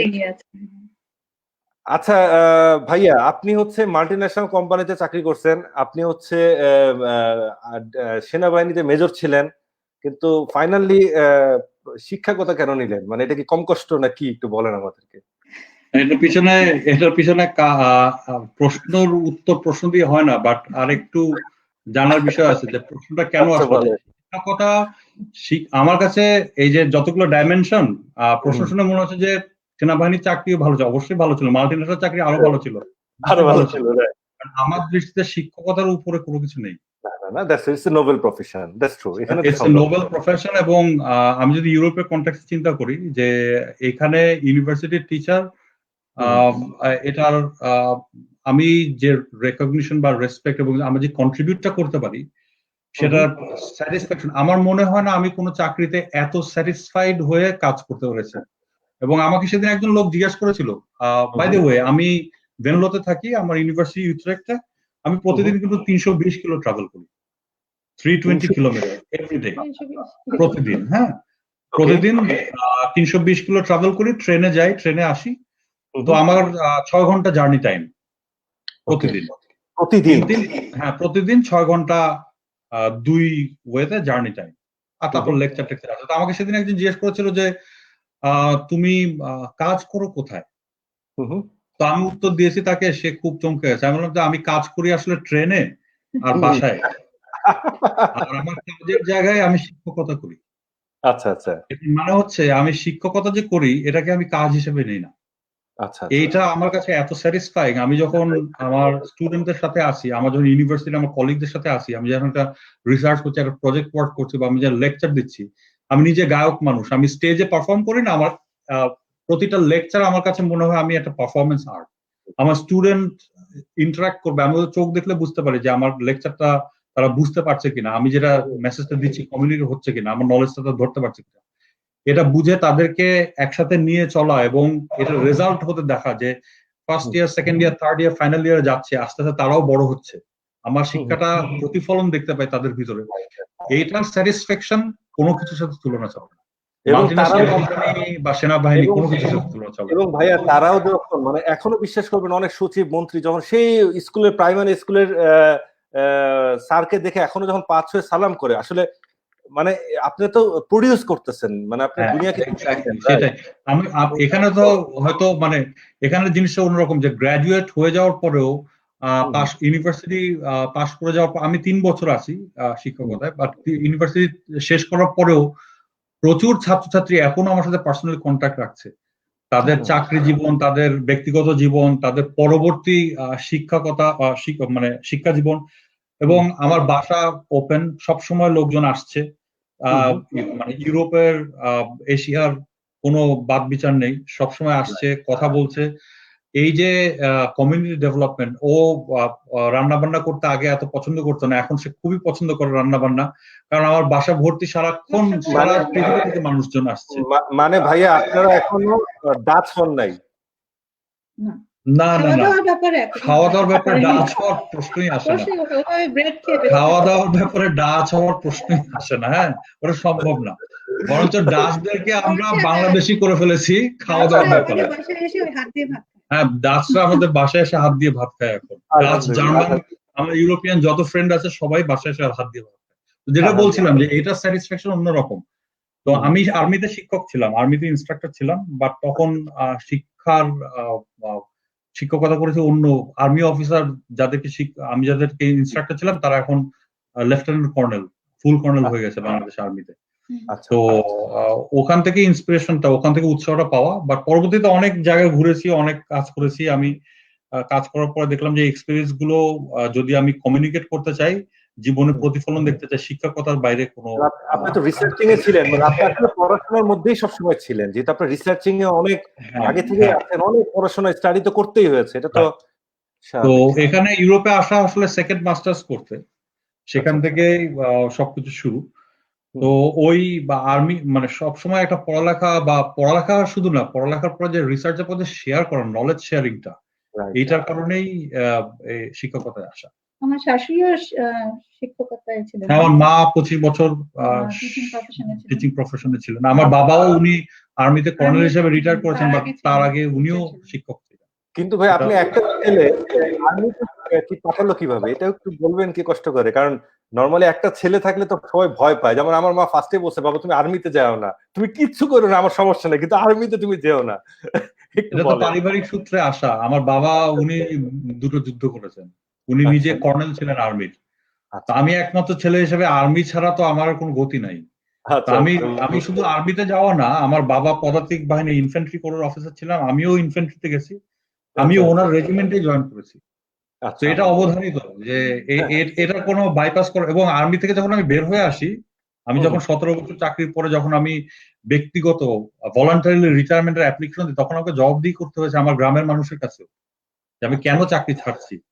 কারণ ওনারা কিন্তু ওইভাবে করে পারিবারিক ভাবে যে কর্নেল সাহেব তার ছেলেও আর্মিতে, সেও মেজর সাহেব, সে পরবর্তীতে যাবে, সেইভাবে করে দেখে। যখন হঠাৎ করে বললাম, তখন তাদের কাছেও আমার জবাবদিহি করতে হয়েছে যে কেন চাকরি ছাড়ছি। ভাই আপনি একটু ইউনিভার্সিটিটা নিয়ে একটু বলেন, আর আমাদের ছেলে মেয়ে যারা ওখানে পড়তে যেতে চায় তাদের জন্য কিছু বলেন, এবং এক্সপেন্সেসটা নিয়ে একটু শেয়ার করেন, যদি আমাদের ছেলে মেয়ে যারা ইউথ আছে। কারণ নেদারল্যান্ড খুব সুন্দর একটা শহর এবং আসলে দেখার মতো, এত ছোট্ট একটা শহর, এত সুন্দর। যদি যেতে চাই, এখানকার এক্সপেন্সেস কেমন এবং ওদের জন্য কি আপনার পরামর্শ, আর আপনার ইউনিভার্সিটির মান, শিক্ষা মান একটু যদি শেয়ার করেন। আচ্ছা, নেদারল্যান্ডে একটা জিনিস, এখানকার এডুকেশন সিস্টেম হচ্ছে ওয়ার্ল্ডের ভিতরে প্রথম 10টার ভিতরে একটা। ডাচ বাচ্চা কাচ্চা কিন্তু the happiest kid in the whole world. এবং নেদারল্যান্ডের শিক্ষকতা মানে employment rate is the lowest, শিক্ষা দীক্ষার দিক দিয়ে, আবিষ্কারের দিক দিয়ে অনেক হাই, এবং এগ্রিকালচারাল গবেষণায় তারা ওয়ার্ল্ড নাম্বার 1। এগুলোর পিছনে শিক্ষার একটা কারণ আছে। এরা ইউনিভার্সিটি এডুকেশনটাকে, ইউনিভার্সিটিকে তার দুভাগে ভাগ করে ফেলেছে। দুই ধরনের ইউনিভার্সিটি, একটা হচ্ছে রিসার্চ ইউনিভার্সিটি, যেখানে আপনি যাবেন শুধু থিওরি নিয়ে কাজ করবেন, পিএইচডি করবেন এন্ড সো অন, প্র্যাকটিক্যালের কোনো। আর একটা হচ্ছে ইউনিভার্সিটি অফ অ্যাপ্লাইড সায়েন্স, যেখানে আপনি ব্যাচেলার্স করবেন, মাস্টার্স করবেন, বাট আপনাকে ব্যাচেলার্স এবং মাস্টার্স করানো হবে সরাসরি কোম্পানি, মাল্টিন্যাশনালের সাথে সম্পৃক্ততা রেখে। আচ্ছা, আপনি ইউনিভার্সিটি অফ অ্যাপ্লাইড সায়েন্সে থিওরিটিক্যাল রিসার্চ হবে না, বাট অ্যাপ্লাইড রিসার্চ হবে, যেটা কিনা ইন্ডাস্ট্রির সাথে ক্লোজলি রিলেটেড। সো আমার একটা গ্র্যাজুয়েট, আমার একটা ব্যাচেলার স্টুডেন্ট, যখন সে তার ফাইনাল ইয়ারে যখন গ্র্যাজুয়েশন থিসিস কমপ্লিট করছে, সে বেসিক্যালি একটা মাল্টিন্যাশনালে ইন্টার্নশিপের মাধ্যমে একটা প্রজেক্ট করছে, সেই প্রজেক্ট হচ্ছে তার graduation thesis. So that is মানে এটা কি মেমোরাইজ, যে আমাদের এখানে যে মাস্টার্স বা অনার্স এর যে সিস্টেম, কারিকুলাম, যে আমরা যে মেমোরাইজ সিলেবাসের উপরে পড়ালেখা করছি, ব্যাপারটা কি ওরকম না? তাহলে University of Applied Science is applied research completely connected to the industry. এবং এখানকার গ্র্যাজুয়েট যদি কারো চাকরি সাধারণত university of applied science create করা হয়েছে জব মার্কেটকে ফোকাসে রেখে। আর রিসার্চ ইউনিভার্সিটি যেটা ট্রেডিশনাল ইউনিভার্সিটি সেগুলো রয়েছে, সেগুলোতে আপনি একাডেমিক ক্যারিয়ার পার্সু করবেন, আপনি পিএইচডি করবেন, সারা জীবন রিসার্চের ভিতরে থাকবেন, ইন্ডাস্ট্রির সাথে আপনার সম্পর্ক থিওরিটিক্যাল লিঙ্ক থাকবে। তো ওরা কিন্তু প্রথম থেকেই এই ভাগটা করে ফেলেছে, যার কারণে এখানে হয়েছে যে একটা ছাত্র সে যখন কলেজে যাচ্ছে, তার আমার ছেলেকে আমি দেখছি, তার মেন্টর আছে, টিচার আছে, এবং অল্প বয়স থেকে তার কোন দিকে স্কিল, তার স্ট্রেংথ কি, কোন দিকে তার ট্যালেন্ট আছে, সেইভাবে তারা গাইড করে। গাইড করার পরে একটা পর্যায়ে আপনি চুজ করবেন যে আপনি অ্যাপ্লাইড সায়েন্সে যাবেন নাকি রিসার্চ ইউনিভার্সিটি যাবেন। সো মোস্টলি অ্যাপ্লাইড সায়েন্সের ক্যান্ডিডেট বেশি, কারণ রিসার্চ ইউনিভার্সিটিতে ক্রাইটেরিয়াও একটু হাই থাকে এবং ওখান অনেকেই হয়তো সারা জীবন ধরে একাডেমিক রিসার্চ করবো, সেটা তাদের they don't see themselves। আর অ্যাপ্লাইড সায়েন্সের ব্যাচেলার্স মাস্টার্স করেই ওই গ্রাজুয়েশন থিসিসের ভিতরে চাকরি হয়ে যাচ্ছে।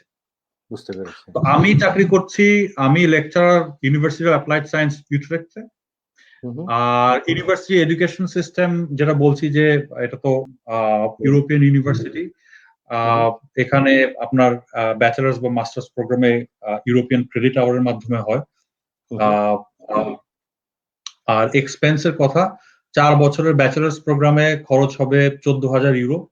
এবং আপনি যদি আমেরিকা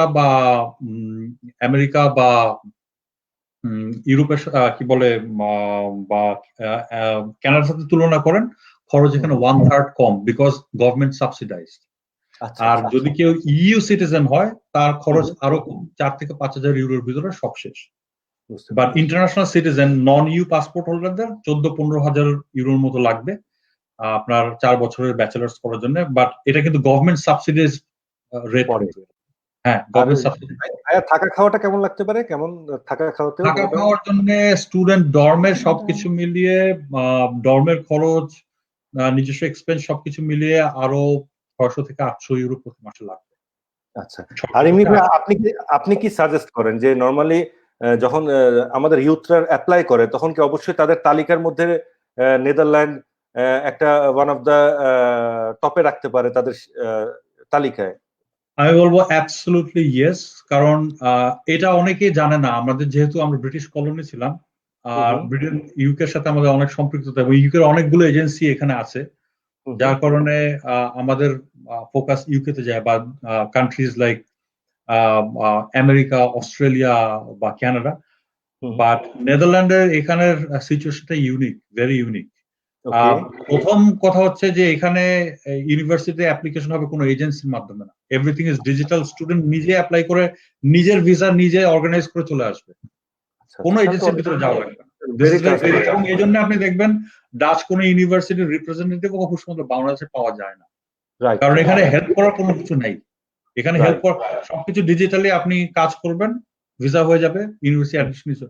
এবং আমি এটা হাইলি রেকমেন্ড করবো, because Dutch degree, international degree is internationally regarded with very high standard.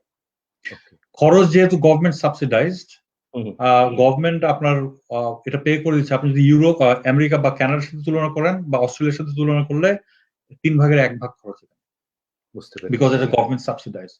এবং ইউনিভার্সিটি অ্যাপ্লাইড সায়েন্স বলেন বা রিসার্চ ইউনিভার্সিটি বলেন,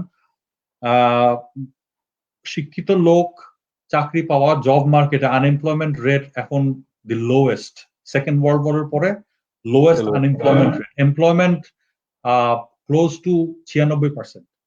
Okay, so এই জায়গাটাতে আপনার চাকরি অপরচুনিটি ভালো, দেশ হিসাবে সেটেল করার জন্য বা হাইলি স্কিল মাইগ্রেন্ট হিসেবে আসার জন্য ভালো। English communication, English is an international language, এখানে যদিও লোকাল ল্যাঙ্গুয়েজের প্রেফারেন্স থাকে, বাট ইংলিশ ওয়েল অ্যাকসেপ্টেড। তো সেদিক দিয়ে ইংলিশ প্রফিসিয়েন্সি থাকলে ভালো। আর এডুকেশনাল স্ট্যান্ডার্ড আমি দেখেছি যে আমি তো সারা পৃথিবীর স্টুডেন্ট হ্যান্ডেল করি, সারা আমার স্টুডেন্ট ওখানে কানাডায়, ইউএসএ, ওদিকে নিউজিল্যান্ড পর্যন্ত সব দেশের স্টুডেন্ট আছে। আর ডাচ, জার্মান, সুইডেন, মানে নর্ডিক কান্ট্রি, জার্মানি এবং নেদারল্যান্ডের এখানকার স্টুডেন্টদের স্ট্যান্ডার্ড অনেক হাই। আচ্ছা তাদের অ্যানালিটিক্যাল ক্যাপাবিলিটি একটা সুইডিশ বা ডেনিশ জার্মান বা ডাচ ছেলেকে দিয়ে বা মেয়েকে দিয়ে আমি যে কাজটা যে কোয়ালিটিটা আমি পাই সেটা আমি সাধারণত ফ্রান্স, ইটালি, স্পেন ওইদিকে এই কোয়ালিটিটা আমি এক্সপেক্ট করবো না, কারণ অ্যানালিটিক্যালি তাদের স্ট্যান্ডার্ডটা গ্রুমিং আপটা অন্য ধরনের। একটা বাংলাদেশি ছেলে আমি দেখেছি আমাদের ছেলেরা অসম্ভব ট্যালেন্টেড বা সঠিক গ্রুমিং আপ নেই, এবং এইখানে আমি দেখবো যতগুলো ছেলে ইউনিভার্সিটিতে এসছে লেখাপড়া করার জন্য, they have done really well, they have done very very good, এবং এই জিনিসটা আমি এনকারেজ করি যে ভালো একটা পরিবেশ পাওয়ার অপেক্ষা এই পরিবেশটা কিন্তু ডাচ এডুকেশন সিস্টেম থেকে দিতে পারে। অনেকেই এটা জানে না, কারণ এটা তো আপনার এজেন্সি নেই, এত বড় দেশ, এত বড় প্রচারও নেই, এবং ওরাও কিন্তু কোনো প্রচারে যায়ও না, বাট এডুকেশন ইন্ডাস্ট্রিটা অনেক বড়। আমার ইউনিভার্সিটি 30,000 স্টুডেন্ট, 30,000 স্টুডেন্ট আমার ইউনিভার্সিটিতে, ডাচ পার্সপেক্টিভ এটা অনেক বড়, এবং প্রতিটা ইউনিভার্সিটি অফ অ্যাপ্লাইড সায়েন্সে ইন্টারন্যাশনাল বিজনেস নামে একটা কারিকুলাম আছে। ওখানে ইন্টারনেট মানে আইসিটি থাকবে, ওখানে বিজনেস অ্যাডমিনিস্ট্রেশন থাকবে, ওখানে মাস্টার্স থাকবে, কি বলে লজিস্টিক্স এর পড়াশোনা থাকবে, মার্কেটিং থাকবে, ফাইন্যান্স থাকবে, এই সমস্ত ফোকাস। ইউনিভার্সিটি ওয়েবসাইট গুলোতে গেলে সব ইনফরমেশন দেওয়া কাউকে। বাট আমাদের যেটা দরকার, আমি স্টুডেন্টদের যেটা বলবো যে আমাদেরকে একটু স্বাবলম্বী হতে হবে। স্বাবলম্বী মানে কি, স্মার্টলি। আমি যেরকম এখানে আসার আগে আমি 1 বছর ধরে আমি আমার নিজের রিসার্চ করেছি, আমি কোন ইউনিভার্সিটিতে যাব, আমি তখন চাকরি করতাম, কিন্তু আমার বয়স তখন 35 বছর, আমার তখন 3টা বাচ্চা অলরেডি হয়ে গেছে। আমি 1 বছর ধরে ডিড মাই ওন রিসার্চ, যেহেতু আমার ও অনেক সাপোর্ট দিয়েছে, কানাডায় ওদেরকে রেখে আমি 2 বছর মাস্টার্স করেছি এখানে। I did my own research, আমি কোন ইউনিভার্সিটিতে যাব, কোন সাবজেক্ট পড়বো, কি খরচ হবে, সেটা ফাইন্যান্স কিভাবে হবে, এবং আমি কাউকে গাইডলাইন নিতে হয়নি। তো এই স্মার্টনেসটা বা এই স্বাবলম্বী জিনিসটা আমাদের স্টুডেন্টের একটু আনতে হবে। এটা আনলে পরে বাদবাকি রাস্তা খুব পরিষ্কার। এখানে সবকিছু সিস্টেম এত ভালো সিস্টেম কোথাও পাবে না, এত ভালো স্ট্রাকচার কোথাও পাবে না, এত ভালো পরিবেশও কোথাও পাওয়া যাবে। শুধু আসার জন্য নিজেকে সাহসটা এবং প্রিপারেশন তো দরকার। আচ্ছা আচ্ছা, তুমি এবার একটু বলো, ভাইয়া তো মুখ ফুসকে বলে ফেলছে তুমি মডেলিং ও করতে, এটার ফার্স্ট এক্সপেরিয়েন্সটা কেমন ছিল যখন তুমি প্রথম দিন স্টেজে উঠলা? মানে তোমার হাউ ইউ ফিল, মানে কেমন ভয় পাচ্ছিলা বা কি?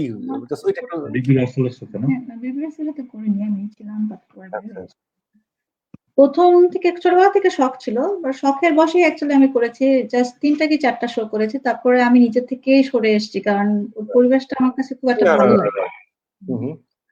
ওই প্রথম দিন এক্সপেরিয়েন্স বলবো খুব এক্সাইটেড ছিলাম। মানে ক্যাটওয়াক করতে ভয় পাচ্ছিলা নাকি? মানে ক্যাটওয়াকে ওরকম করে মানে গ্রুমিং আপটা ওইভাবে হয়, শিখিয়ে টিখিয়ে তারপর হয়। মজার ব্যাপার হচ্ছে যে আমি যখন শো করছিলাম কিন্তু আমার বাবা মা জানতো, মানে আমার ফ্যামিলির কেউ জানতো না। তো পরের দিন সকালবেলা উঠে দেখি মানে পেপারের ছবিটা আমারই আসছে। আলহামদুলিল্লাহ, এটা খুব ফানি ছিল ব্যাপারটা। তো ওই চারিদিক থেকে ফোন আসছে, পরিবারের সব যারা এমনি তুমি তো আগে থেকে একটু মোটামুটি অ্যাথলেটের মতোই দৌড়াদৌড়ি ঝাপাঝাপি তো ভালোই পারো, তার মানে অবশ্যই ভালো ছিলাম, বাট হ্যাঁ কনফিডেন্টটা ছিল, বয়স তখন কম ছিল। আচ্ছা ভাইয়া, আমাদের ডিস্টেন্স এডুকেশন মানে অনলাইন যে এডুকেশনটা বলছি আমরা, মানে এটার কি রিসার্চ বেস কোনো গাইডলাইন আছে কিনা? আর আমাদের বাংলাদেশের প্রেক্ষাপটে এটার আসলে কারণ আপনারা যারা ওখানে আছেন পড়াশোনা করছেন, বাংলাদেশে আমাদের অনেক ভালো শিক্ষক আছে যারা অনেক রেসপন্সিবিলিটি এবং দায়িত্ব নিয়ে পড়াশোনা করায়, কিন্তু এরকমও কিছু আছে যে যারা শুধু সিলেবাস শেষ করে, যেটা আমাদের মেমোরাইজ সিলেবাস, আপনাকে পড়তে হবে, বুঝতে হবে এবং লিখা পাস করতে হবে সোফার বাংলাদেশ কারিকুলাম যেটা। হ্যাঁ, সেই অ্যাসপেক্টে আপনার ডিস্টেন্স এডুকেশনের কি এক্স্যাক্টলি কোনো রিসার্চ আছে কিনা? কারণ আপনি যখন একটা শিক্ষক বা প্রফেসর যখন সে লেকচার দিচ্ছে, তাকে তো he has to reach all the students যারা তার সামনে নাই, বাট তাকে রিচ করতে হবে। সেইটার কোনো ট্রেনিং এ ক্রাইটেরিয়া কেমন, প্রফেসর সিলেকশনের ক্রাইটেরিয়া কেমন? এই যেমন ধরেন আমি তো ধরেন আমার কোনো অভিজ্ঞতা নাই এই টক শো করার, হঠাৎ করে মনে করেন যে এই প্যান্ডামিকে মনে হলো ঘরে আছি, কারণ ওই যতটুকু সময় একটু যাচ্ছি বাইরে মানুষকে সাহায্য করছি, তারপরে এসে আবার লকডাউনের মতো সিচুয়েশনে আছে আমি। তা ভাবলাম যে একটু সবার সাথে ইন্টারাক্ট করলে ইন্টারন্যাশনালি অনেক কিছু একজনের সাথে ইনফরমেশন শেয়ার করতে পারবে, but I don't have any basic knowledge about this, right? But এইটা কিন্তু আমি কাউকে করছি না, মানে কারণ ইনফরমেশন আপনি দিচ্ছেন যারা you are expert, I am not giving information. মানে এই অ্যাসপেক্টে যেটা আমি একটু বলতে যাচ্ছিলাম যে ভাইজান, যে আপনি একটু যদি এটা শেয়ার করতেন যে অনলাইন অনলাইন তো আছে, এখন তো সবকিছু বেসিক্যালি অনলাইন। আমি ইউনিভার্সিটির সমস্ত লেকচার আমি এখন অনলাইনে দিচ্ছি ভার্চুয়ালি। আমরা রাইট। MS Teams ইউজ করি, ওখানে সেশন গুলো হচ্ছে। Online is very much possible, এবং এখন তো দেখা যাচ্ছে ডিস্টেন্ট কারিকুলামে পিএইচডিও হচ্ছে ডিস্টেন্ট। বাট দেন যেটা হচ্ছে যে প্রতিটি ডিস্টেন্ট লার্নিং কারিকুলামে দেখতে হবে যে ডেলিভারেবলটা কি, মানে এন্ড প্রোডাক্টটা আমি কি চাচ্ছি, রাইট। এবং সেটা কতটুকু ডিস্টেন্ট রিসার্চ।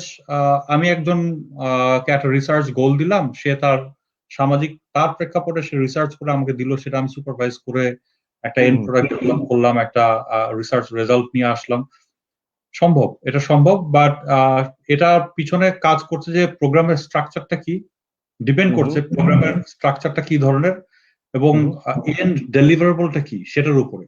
স্ট্রাকচার যদি ভালো থাকে, এন্ড ডেলিভারেবল যদি ওয়ার্কেবল হয়, মানে করার মতো হয়, ডিস্টেন্স কারিকুলাম অবশ্যই সম্ভব। বাট আমি সীমিত এক্সপেরিয়েন্সে এতটুকু বলতে পারি যে কিছু ব্যাপার আছে যেটা ডিস্টেন্স কারিকুলামে হয় না।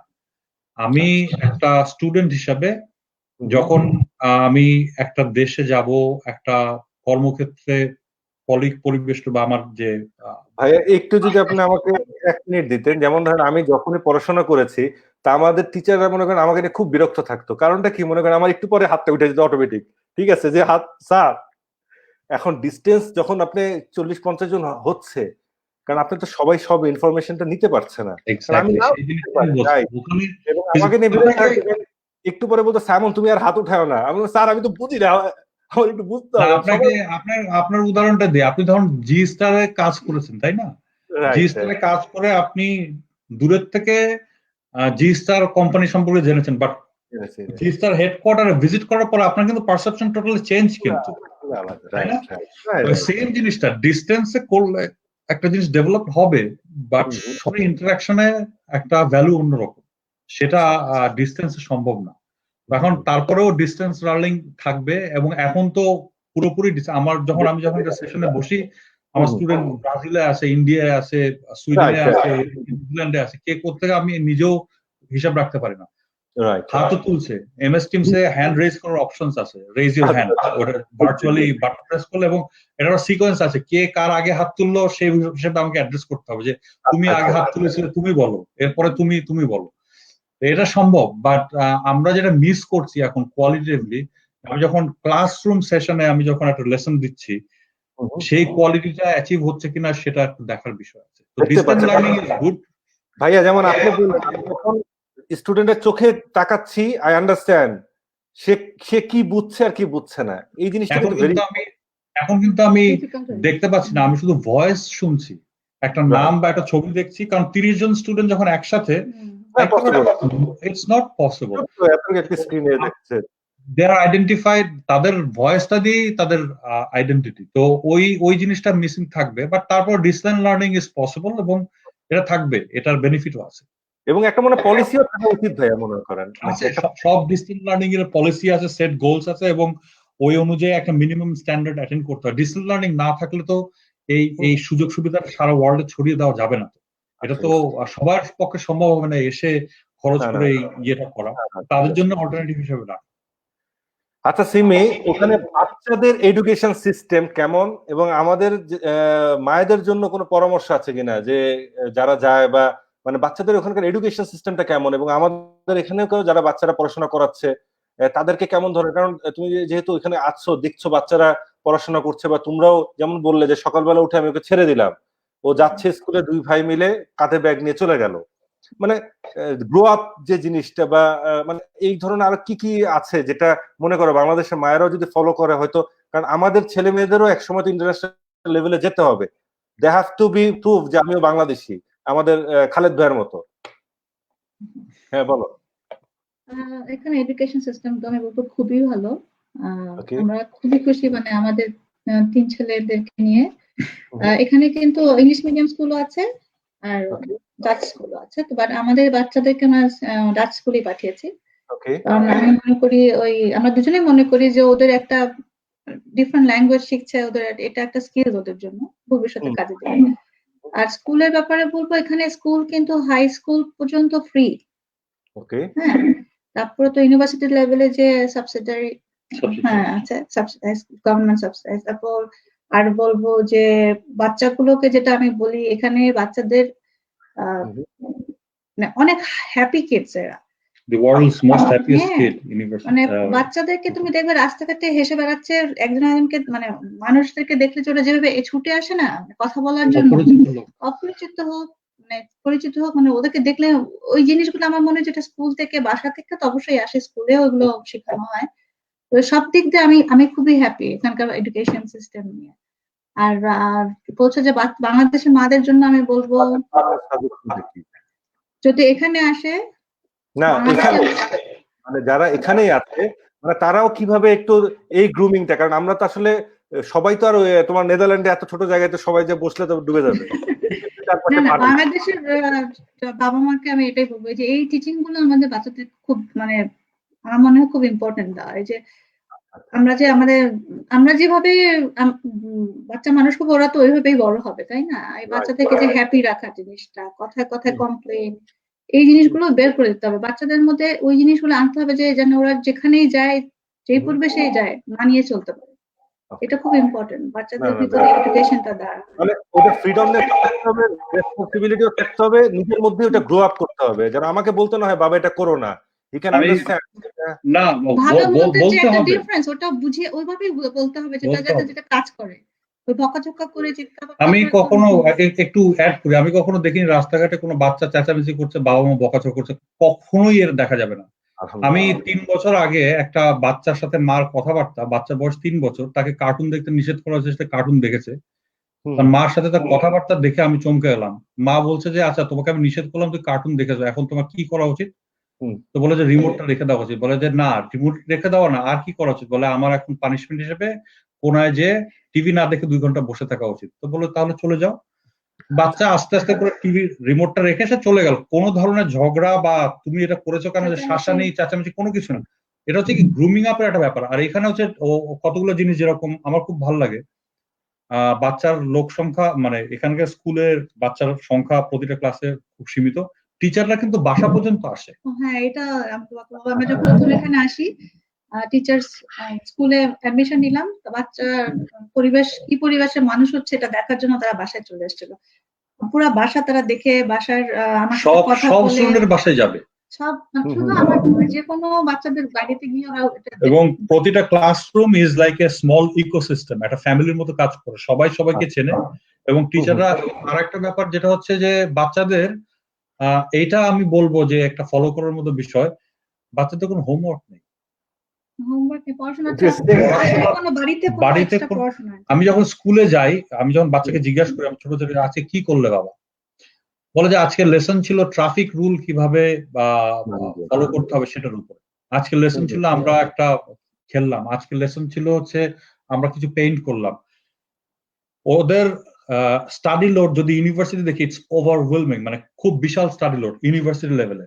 বাট একদম প্রাইমারি লেভেলে এখন তাদেরকে ছেড়ে দিয়ে রেখেছে। ফিনল্যান্ড হচ্ছে ওয়ার্ল্ডের নাম্বার 1 এডুকেশনে, তাদের প্রাইমারি এডুকেশনে তাদের বাচ্চাদের কোনো মানে পড়ালেখার কোনো হোমওয়ার্ক বলে কোনো পরীক্ষা বলে কোনো জিনিসই নেই। সুইডেনে কিন্তু কোনো গ্রেডিং সিস্টেম নেই যে তুমি ফার্স্ট এন্ড তুমি second, either pass or fail, that's it. নেদারল্যান্ডেও সেই সেম জিনিস, যে এখানে বাচ্চাদের যেটা বলা হচ্ছে যে এখন হচ্ছে তাদের মানসিক বিকাশের সময়, এখন যদি আমি তাদেরকে চাপ দেই ওই বিকাশটা হবে না। তো আমাদের যেটা করা যেতে পারে, আমাদের তো আসলে সামাজিক ভাবে ওইভাবে চেঞ্জ করা সম্ভব না, বাট গার্জিয়ান হিসেবে আমরা যেটা করতে পারি যে বাচ্চাদেরকে একটু বাচ্চাদের একটা কথা বলা, children are suffering from childhood. Okay, হ্যাঁ। তো এবং বাচ্চারা কিন্তু আমি যেটা বলবো সেটা করবে না, বাচ্চারা আমাকে যেটা দেখবে সেটা করবে। সো আমাকে রোল মডেল হয়ে ওকে দেখাতে হবে how to not how childhood suffering child will, সে কিভাবে শিখতে পারে। এই জিনিসটার জন্য তাকে এনকারেজ করতে হবে, প্রচুর শাবাশি দিতে হবে, প্রশংসা করতে হবে। এদিকে আরেকটা জিনিস আছে, নেচারের সাথে বাচ্চার যে একটা কানেকশন, ভেরি ইম্পর্টেন্ট। মানে আমি খুব অবাক হয়েছি, এটা ওরা খুব অ্যাপ্রিশিয়েট করে যে বাচ্চা বাইরে থাকবে সারাদিন, মাটি ধুলো আলোর মধ্যে খেলবে, ঘরে বসে কেন। এখানে আমি দেখি না যে বাচ্চারা যে আইপ্যাড নিয়ে বসে আছে, ফড়িং, ঝিঝি পোকা এগুলো দিয়ে এইগুলোই হচ্ছে ওদের খেলার খেলার জিনিস। স্মৃতি। আচ্ছা ভাইয়া, আপনার যারা ব্যাচমেট আছে বা যারা এখন আছে, নিশ্চয়ই ঢাকা শহরে বা বাংলাদেশে এখন সবাই হয়তো খুব বড় বড় পর্যায়ে আছে।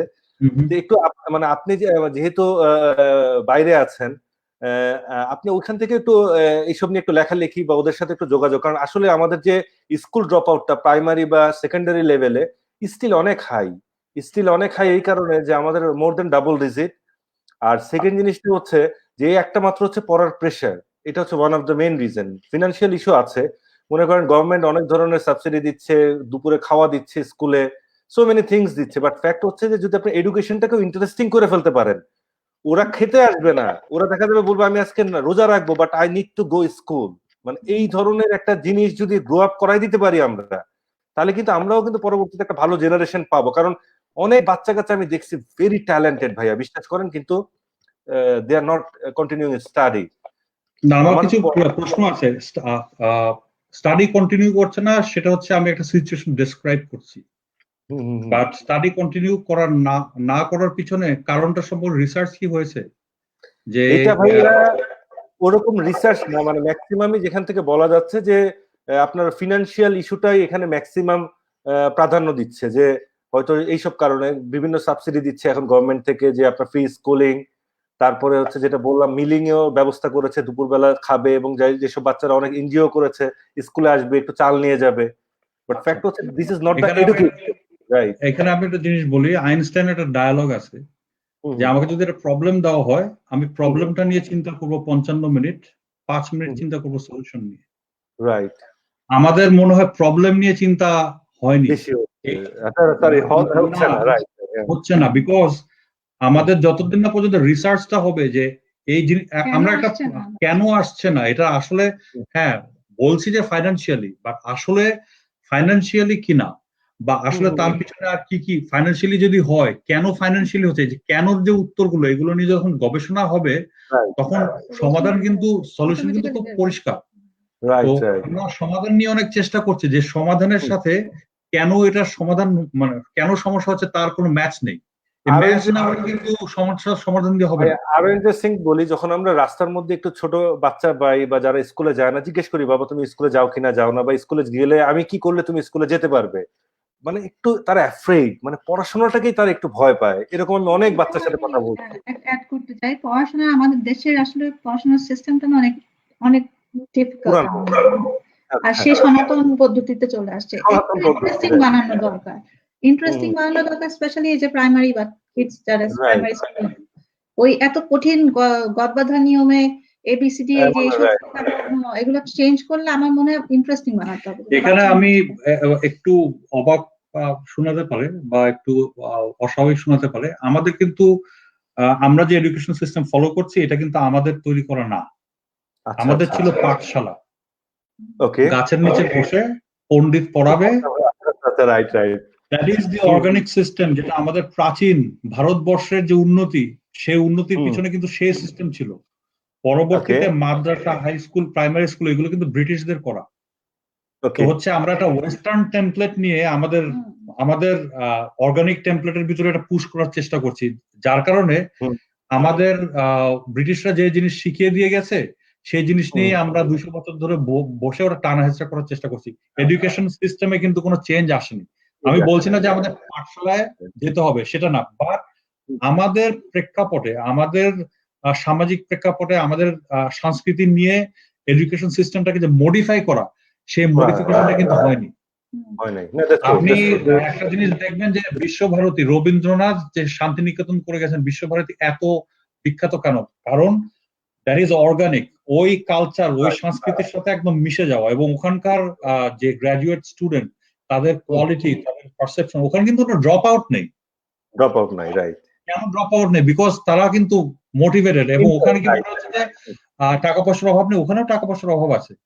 এখন আমি বলছি না যে বাংলাদেশে পুরো শান্তিনিকেতন করতে হবে, বাট আমি যেটা বলছি যে সমাধানের আগে এটা নিয়ে রিসার্চ হতে হবে, কেন জিনিসগুলো হচ্ছে। খুব ইম্পর্টেন্ট এই জিনিসটা। মানে সবকিছু আমরা শুধু ফিনান্সিয়াল ইস্যু জড়ায় টড়ায় মনে করেন অন্যদিকে ডাইভার্ট করে দিচ্ছি। মানে আমরা সমস্যাটাকে দেখছি যে একটা টেরোরিস্ট অ্যাটাক হলো, হ্যাঁ টেরোরিস্ট খুব খারাপ, ওকে, বাট টেরোরিস্ট অ্যাটাকটা কেন হলো এটা তো আগে দেখতে হবে। কারণ হবে, পরবর্তীতে আমি যদি কারণটা অ্যাড্রেস না করি, টেরোরিস্ট কিন্তু হতেই থাকবে। আমি যতই ভয় দেখি এটা হতেই থাকবে। তো আমি যে ঠিক বলেছেন। সমাধানটা দিচ্ছি, সমাধানটা যদি মূল কারণের সাথে সঙ্গতিপূর্ণ না হয়, আমার সমাধান কিন্তু কোনো সমস্যা হবে না। সমাধান আনবে না আসলে। না, দ্যাটস ট্রু। আচ্ছা ভাইয়া, সিমি, সবার উদ্দেশ্যে কিছু বলো, বলে আমাদের প্রোগ্রামটা একটু শেষ করি। তুমি বলো। কি আগে বলবেন? এখন তো খুব খারাপ সময় যাচ্ছে পুরো পৃথিবীর জন্য, সবার জন্য। আমার মনে হয় সবাই একটু ধৈর্য রেখে সরকারের যেসব নিয়ম কানুন দিয়েছে, সব বিধিনিষেধ গুলো একটু পালন করতে হবে। আর আমরা জানি আমরা অনেক মানে বাঙালি হিসাবে আমরা অনেক সামাজিক এবং একে অন্যদের ছাড়া আমরা থাকতে পারি না, একসাথে মিলেমিশে থাকতে ভালোবাসি, কিন্তু এই সময়টা একটু ব্যবধানে থাকাই আমার মনে হয় সবার জন্য ভালো। তো সবাই ভালো থাকেন, সুস্থ থাকেন, নিরাপদে থাকেন। ভাইয়া?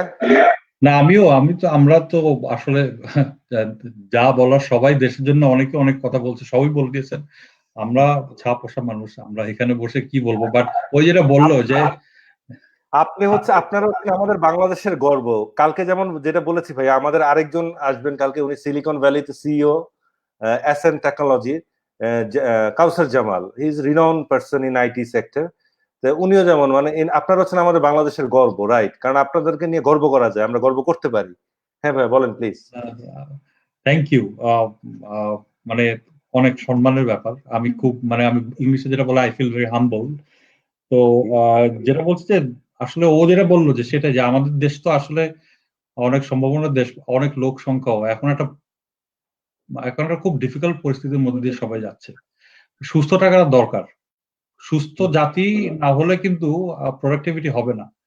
তো সুস্থ থাকা দরকার। সুস্থ থাকার জন্য যে যেখানে থাকুন, নিরাপদে থাকুন, সুস্থ থাকুন, এবং নিয়ম কানুনগুলো কিছুদিনের জন্য হলে একটু মেনে চলতে হবে।